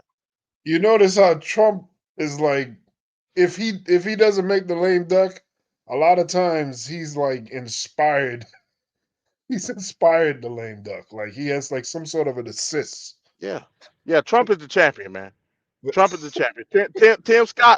Tim Scott might be the mid card guy right now. You know what I'm saying? Yeah. Okay. All right. So Jeremy, what do you think about Tim Scott, lame duck 41? Well, first when he was speaking, it reminded me of that. I'm sure you guys seen the Chappelle show where he walks around New York City. He's like, "You have great New York boobs." That's what he sounds like. First off, sounds like when he played that character. And I agree with you guys. He's just pandering to get the, VP nod. I guess he's, his nose isn't on his butt, but his whole head is up there. He's deep in there. Definitely trying to get at it. I don't know too much about him, but just the whole way he was going about it, I kind of could hear what you guys were saying earlier in that they spew the same language, and it's all just regurgitated crap with no facts behind it. They just preying on their feelings. So I don't really have too much to say about him outside of that. I mean, hopefully, I don't know about the Christian nationalist thing. I don't know about the dude. I don't know his background, but yeah, it's pretty sad. It's all about furthering his career, I guess. I guess that's kind of what he's doing, looking for that. I don't know if that's the right route he wants to go. I mean, to put your name next to that, maybe him and Trump can hang out next to a church and hold the scriptures up and say that they're Christians together and hold hands and kind of, do their thing. But that's all I got. Okay. So we're gonna have one more video. I think this video is very poignant to a lot of what we're talking about with the pandering into blacks and Patrick T made a statement in the chat. Here's that statement here. He said, a black man joining the Republican Party is like a chicken joining Colonel Sanders. So, with that being said, Charlemagne the God made a appearance on CNN talking about Trump's likelihood of garnering a bigger percentage of the black vote. And this is a controversy or a statistic here and there with different polls that show Trump getting a 60-year all-time high for the Republican Party, a higher percentage than normal. Don't know if it's real or if it's fabricated, but Trump has tried his hand in trying to force that narrative about black support, and that's been his thing for most of this year, especially. So let's go to that video there where Charlemagne gives his take on the black vote and just politics in general. Donald Trump is the first former U.S. president to be a convicted felon. But will the verdict help or hurt his 2024 campaign? Non-white voters may have the answer. Here's a part of what some of the callers on the popular morning radio program, The Breakfast Club, had to say after the verdict. I feel like Trump's not being dirty. And I don't trust the system at all. After you've been railroaded by this system and you see that when you walk in the courtroom, they want you to be guilty, you're going to be guilty. How can anybody black vote for Biden? At least Trump real. I'd rather have a president, right, who's going to be honest and show me that he's the a-hole than have a president who's going to lie to me to try to gas me up to get my vote. Breakfast Club host Charlemagne the God is going to join me in just a moment. In the most recent poll of battleground states, which included third-party candidates, Biden had only 49% support of registered black voters. And in a two-way race, Biden had 63% support, with Trump getting 23%. If these numbers were to hold up by Election Day, Trump would have the highest level of black support for any Republican presidential candidate in the last 60 years. From a national scale, a Pew Research poll finds Trump pulling 18% of support from black voters, which is a dramatic shift from 2020, when Trump received only 8% of the black vote against Biden. That itself was a slight uptick from the 6% he received against Hillary Clinton in 2016. Similarly, a Washington Post Ipsos poll found a 12% drop in the number of black Americans saying they are certain they will vote in this election cycle. The drop in voter turnout is even sharper among young black voters who mostly disapprove of Biden's job performance. To mobilize support among this critical voting bloc, Biden and Vice President Kamala Harris held a rally in Philadelphia this week. What do you think would happen if black Americans had stormed the Capitol? I don't think he'd be talking about pardons. It's the same guy who wanted to tear gas you as you peacefully protested George Floyd's murder. The same guy who still calls the Central Park Five guilty, even though they were exonerated. He's that landlord who denies housing applications because of the color of your skin. He's that guy who won't say Black Lives Matter and invokes neo-Nazi Third Reich terms. My next guest has interviewed both Vice President Kamala Harris and President Joe Biden. Biden back in 2020 when he gave this controversial answer. If you have a problem figuring out whether you're for me or Trump, then you ain't black. It don't have nothing to do with Trump. It has to do with the fact I want something for my community. If Trump has the sympathy of some black men, because historically many of them have had their own legal entanglements, but some of your callers are saying the same thing. Do you agree that's what accounts for some of his black support? Well, I don't agree. You know, black people are not monolithic, so I can't speak for all black people. But personally, I don't agree. Donald Trump is not a political prisoner. He's not someone who, you know, died unjustly at the hands of the police. He's a privileged former president who broke the law, and he got held accountable for it. And that's the way it should be. Damn shame he can still, you know, run for president, you know, after being convicted on all those counts. But clearly America has zero protection, you know, for people like a Donald Trump. Okay, in the book you say if you're black, it's almost assured that you've suffered some sort of trauma in your life. The justice system is certainly the source of a lot of that trauma, but you're not seeing any parallel between the decline of support for Biden among people of color, the rise of support for Trump, and Trump's legal issues. No, not at all. I don't think. Then what accounts for it? Then what accounts for it?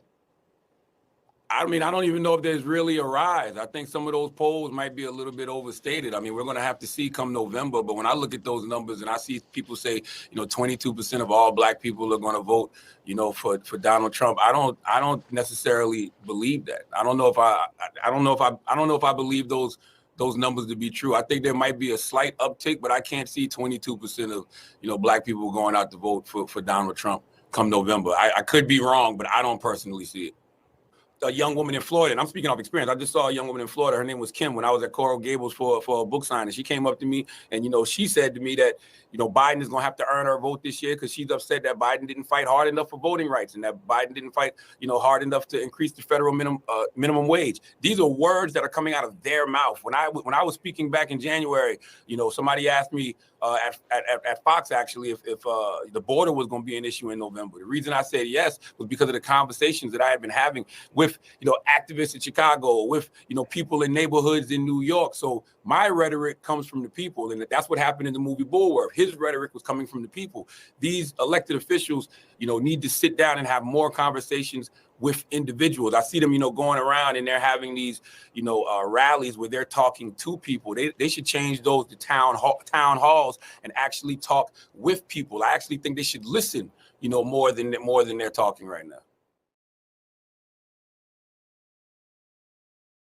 All right.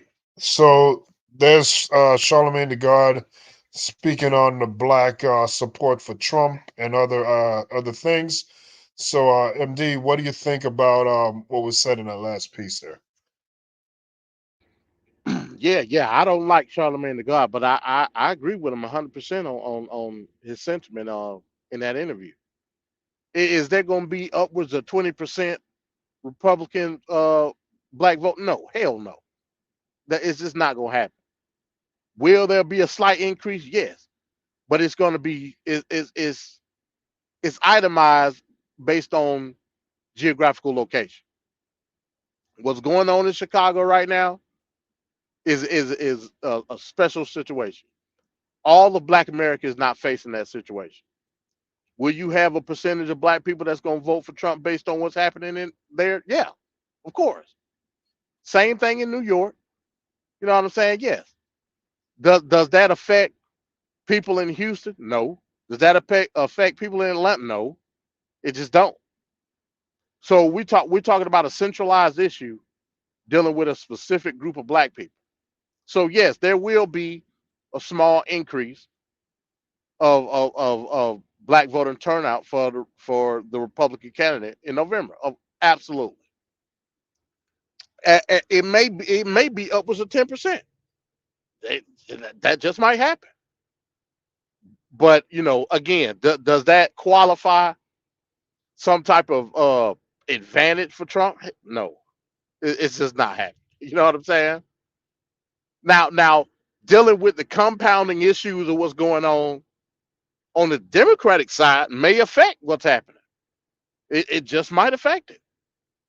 You have to deal with all factors coming up with a strategy on how to define the general election come November.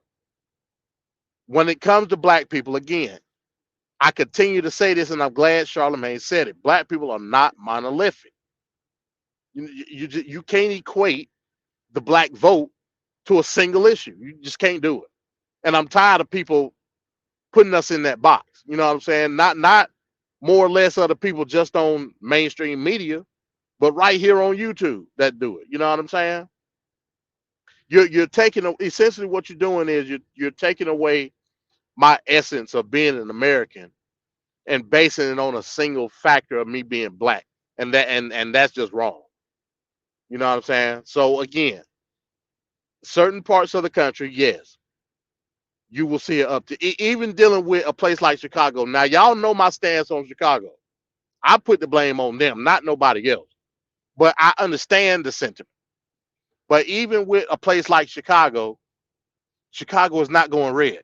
You're a fool if you think Chicago, Cook County is going to become a Republican county. You're a dumbass. It's not happening. A place like Dearborn, Michigan, right, where you have this conclave of Muslims that live in Michigan, and somehow I'm supposed to believe that this small little conclave is going to determine that whole district of no, it's not happening. You just got to be realistic, but you also have to be understanding. There will be an uptick with Black voter turnout with Republicans, but will it affect the majority of how we historically vote? No, it's just not, because we don't see any type of radical change in the Republicans to dictate that we would become part of that institution. It's just not there. I don't care how mad with the Democrats that you are. You know for a fact when it comes to the Republican Party, you have no say so in nothing. It's not there. So, I'm gonna leave it at that. All right, thanks, MD. Ricardo, what do you think here about the Black vote? And is it a monolithic vote in politics? I agree with MD's sentiments. Like Charlemagne has been saying as well, is that the Black vote is not monolith. It's one of those things where I'm not quite sure why they're not getting that in their heads, why it doesn't stick. and again, I when I think of Donald Trump, there's nothing that I could state that will make me feel anywhere remotely connected to him.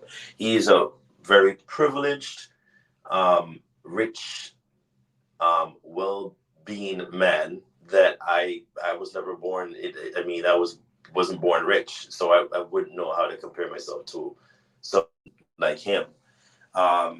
When I hear people call in and state the feel like, oh my God, he's like, I mean, they're not wrong in stating that the system is rigged. It's always going to be rigged, especially against you, a black person, because this country was, it's in the historical context of this country, it's always been about color and skin, and we could go on and on and on. So it's always going to count against you. What I don't understand is this idea that people are calling and saying, oh, because system is rigged, I'm going to stand with Donald Trump. Not I. Maybe probably might be one of the few people that do think that way, but I won't be sticking with Donald Trump on account of that. What I do, believe it, and again, MD did state it very well. I don't think, based on what the polling that they have is going to be correct. Now, will there be an uptick in, black people voting for Donald Trump? Maybe. We might never know. But it's always been historically tied to the Democratic side for whatever the reason, and we know why. If anything, black women vote more than black men when it comes to presidential election. That's a given fact. This is the reason why they use Michelle Obama. She is so popular that she's actually more popular than her own husband after he's left office. In fact, they've asked her to run and she said no. So that's to show you how powerful the black woman vote is.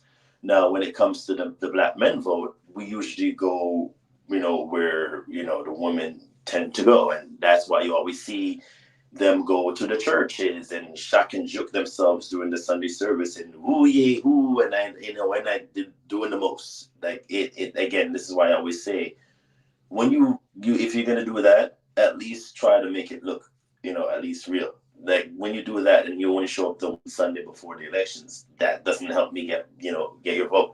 So this is why you always hear me say I'm an independent voter, because you're gonna have to sway me to vote for you, and you have to give me a litany of reasons to vote for you. And it's gonna come down to economics. It's gonna come down to jobs. It's gonna come down to inflation. It's gonna come down to how the gas prices affect me getting back and forth from my job to my home. What incentives I get in terms of my taxes, because I'm still feeling mad about the whole tax, the whole change that they did in the tax, system when Trump was in power. And I can't 99 my taxes anymore. And Uncle Sam goes, okay, well, you're fine. Uncle Sam says, no, once you're 99, I'm still getting my uppercut. So even that still affects me. But does it, affects the 1% above? No, because they know how to, utilize the system and utilize the loopholes. I don't know that. So there's a lot of stuff that, I hear people say, especially from the Republican side. It's like they think the black vote is monolith. It's not. It will never be, because it's historically, if you look back at this country, we know why. It's not going to be monolith. Now, what I will tell you is that the black vote was always conservative. I don't know why people always tend to not remember that, but black people always were very more so conservative than they were more now looking back. And it's I'm not quite sure where we shifted. The black vote was always conservative. This is why, coming from Lincoln all down, they always voted in certain. Again, you could look it up and tell you why or why not, but somewhere along the line we shifted somewhere, and it's always looked back upon like, oh, we're democratic, and it's never. There's a lot of historical context that we could go into as for why the black vote will never be monolith, and we can get into it, but that's a whole topic for another time. But I just find it fascinating that we're still having this discussion about the black vote and how people want to shuck and jive their way to getting it. And it's like you still haven't looked at the issues at hand that affects the black community. When I hear Marjorie Taylor Greene says, oh, but the Democratic side worship George Floyd, I think she's missing the point. Nobody's worshiping George Floyd. What we are saying, though, is that moment shifted everybody's thinking and logic about how things are being viewed. And it's still a polarizing issue for even, the other side. I don't understand why when somebody puts their foot down on somebody's neck and they're struggling to breathe, do you not find it like there's no humanity there? I think it's very shocking. And I think it's very problematic if they continue, and I mean the Republican and conservative side keep thinking that way, they will continue to lose the one vote that they want, because you're not understanding the logistics or the thinking of how a Black person thinks. So again, we could come up with a whole bunch of stuff, hyperboles, whatnot. For me, I can only speak for myself because every Black person is different. As much as contrary to popular belief, we all think the same food, and that clearly is as with Tim Scott. Not all king folks, I can't even say that with a straight face, but and you know where I'm going with that. But it's just one of those things where the Black vote is very strategic. It's important, but I don't want people to think that we're all the same. We all think differently. We all have different variations of how we vote. And as an independent, I can only tell what I will vote for. I can't speak for every Black person. One thing I will say is, Black people vote on what will affect them and how it trickles to, affecting their entire space. So if you want that vote, Trump and Biden will tell you one thing. It comes down to how you're gonna have money, and that I'll say that. I'm sure half the population will say this to you as well, but I digress. I'll just leave it at that. All right, Jeremy, your thoughts on the piece we just saw with Charlemagne the God?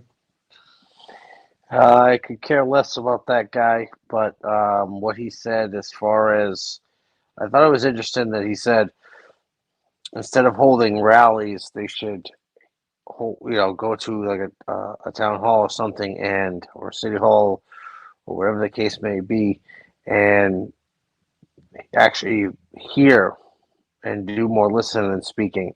That was a very intelligent and wise choice of words to use, because they show up. Only election time. They don't care any other time. And they don't listen. And I think Ricardo mentioned it. They don't listen to the actual needs or concerns of that demographic. And for it to be, for us to still say, oh, I got to get the Black voters, or, why are we still even using words to separate when it comes to voting? Are we not all humans? Do we not all need the basic necessities of life, such as food, water, clothing,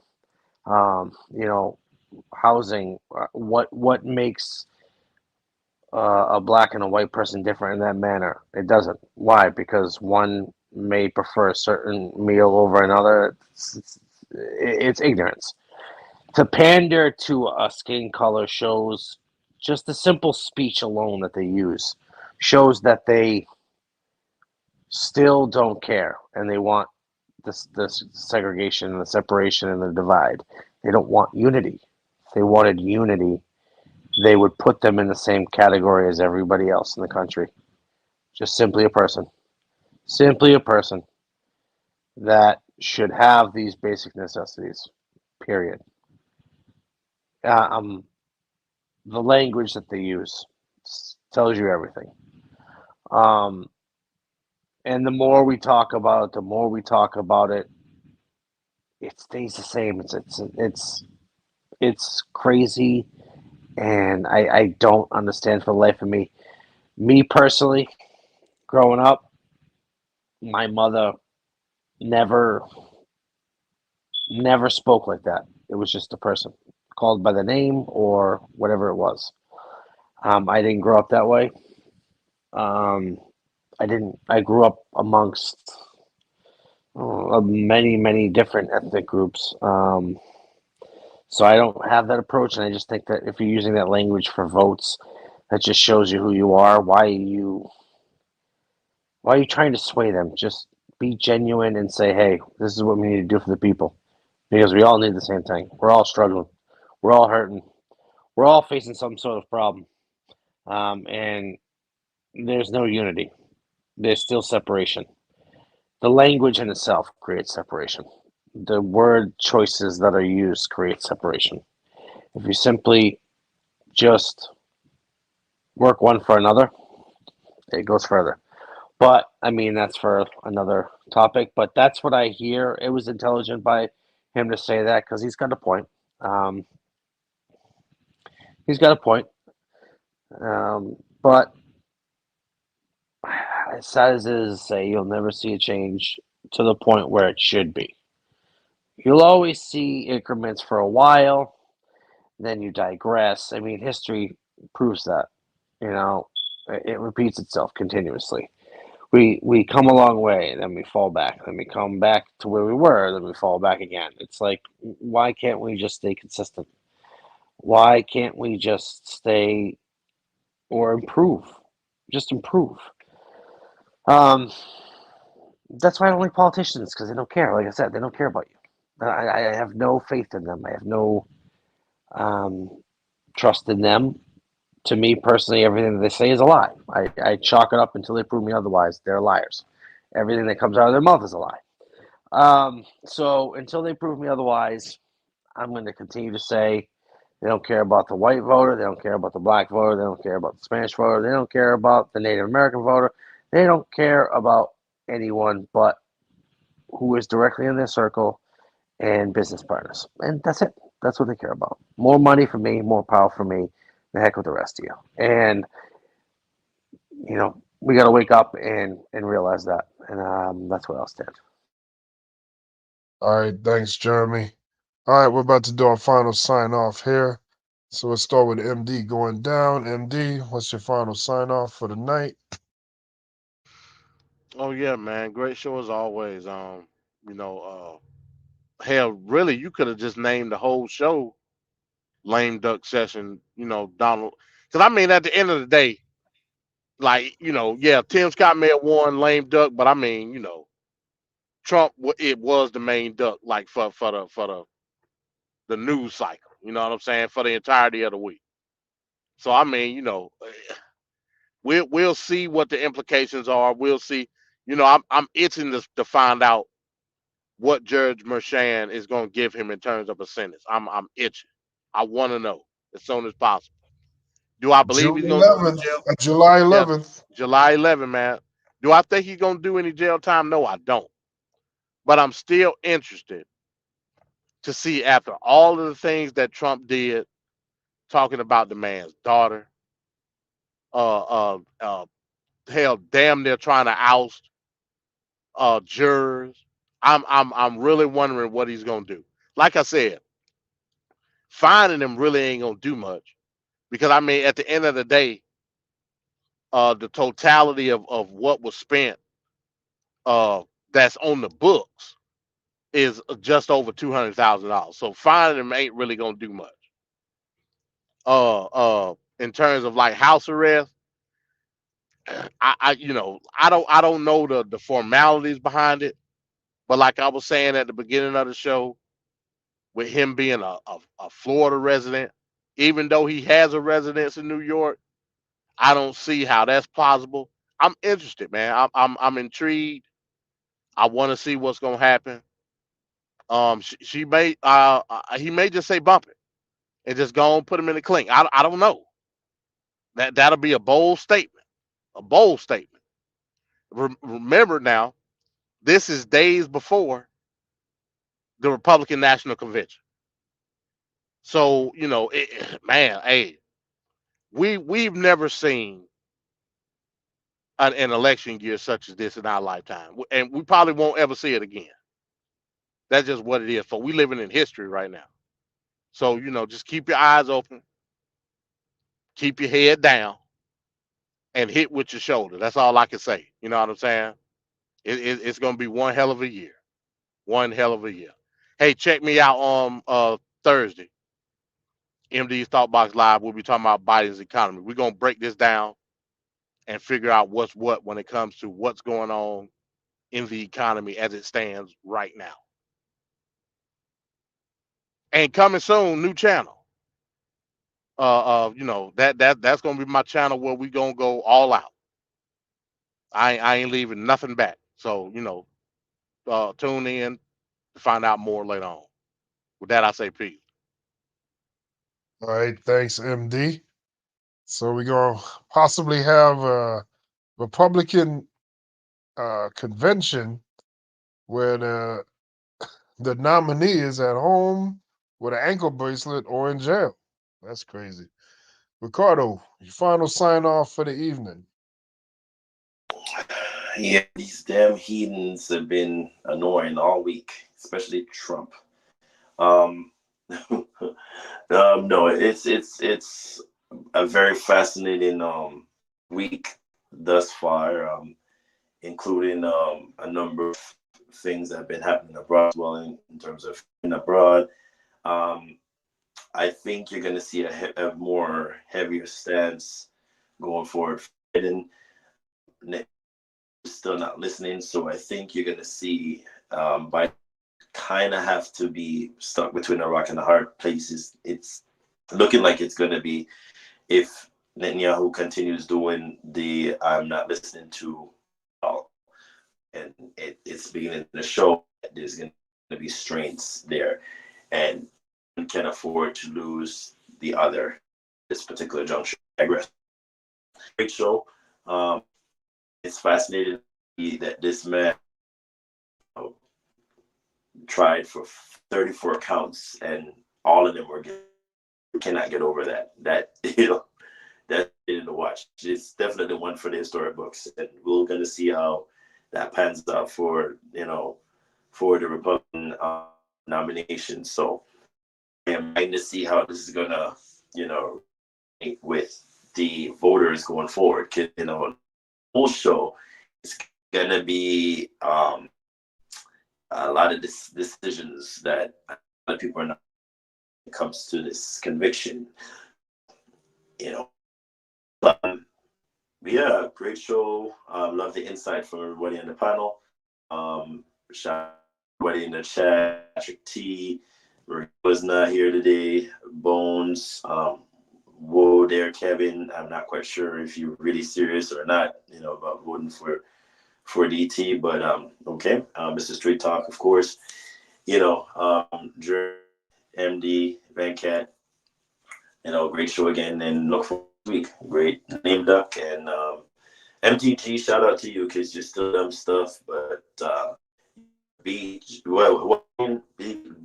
Blonde, Butch, but what was it again? I can't remember. Bleach, Blonde, bad built body. Butch body. Self keeps talking, so and she swore a lot. We knew she swore, but God, she had about that.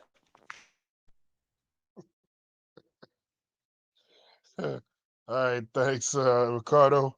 And Jeremy here, final sign off for the evening.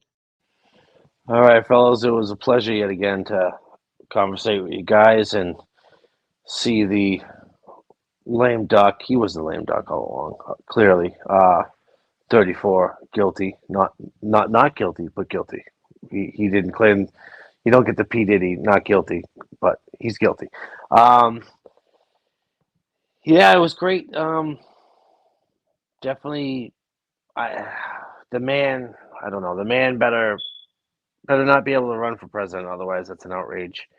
He should be in prison for 34 counts. In prison. July 11th comes. They should just slap him put him in prison. No, you're gonna put him on house arrest and you're gonna give him a fine. That's gonna do nothing. That's like, I'll never forget hearing. I was taking my getting my OSHA card, and the instructor was telling us a story about the oil rigs and always off the shore, and she was telling us how they would slap them with fines and they wouldn't care. They would just pay them because it was a cost of business. What do you think this man's going to do? A fine and house arrest is not going to do anything. You're going to, if anything, allow him to continue and embolden him more. He needs to be in a hardened cell next to a hardened criminal who's going to essentially put him in check, because that's not his realm, and he'll know what it's like. That's what he needs. Some people just need to experience that side.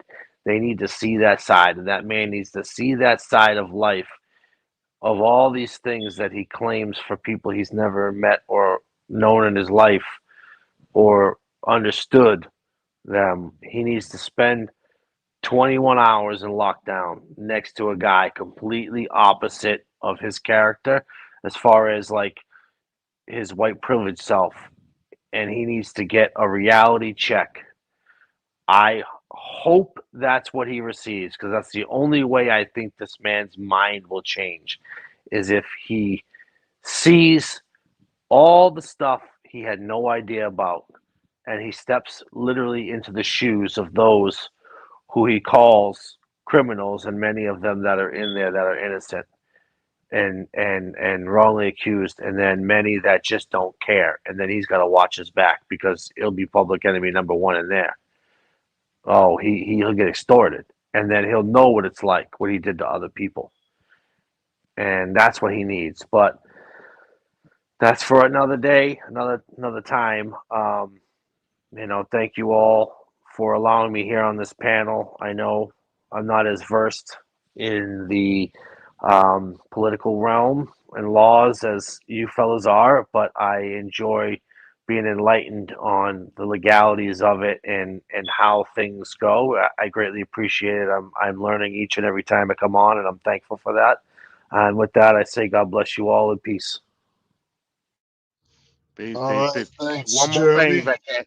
Oh, Go ahead. you ain't covered it today, but in more global news today just happened a few hours ago. The House passed that bill to sanction the ICC.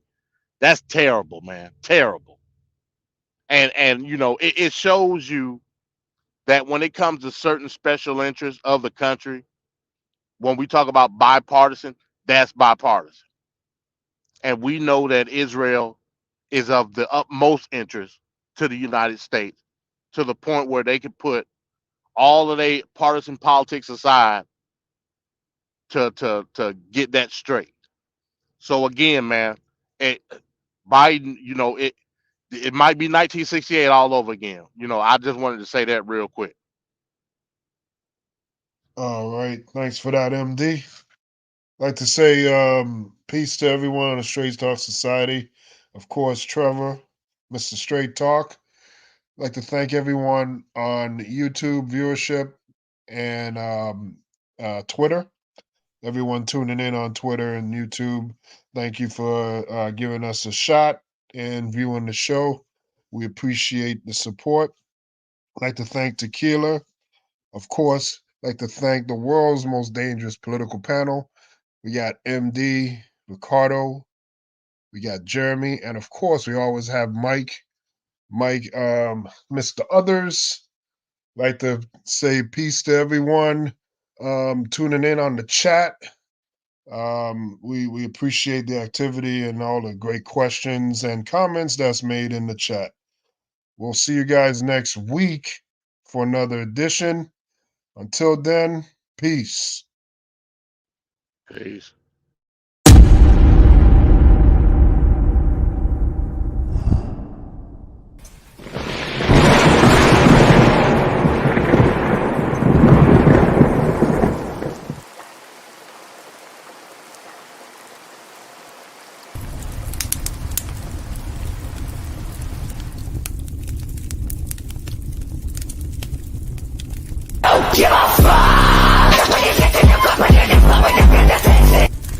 She just said a terrible thing. You know what she said? Shout it out, because I don't want to. Okay, you're not allowed to say, and I never expect to hear that from you again.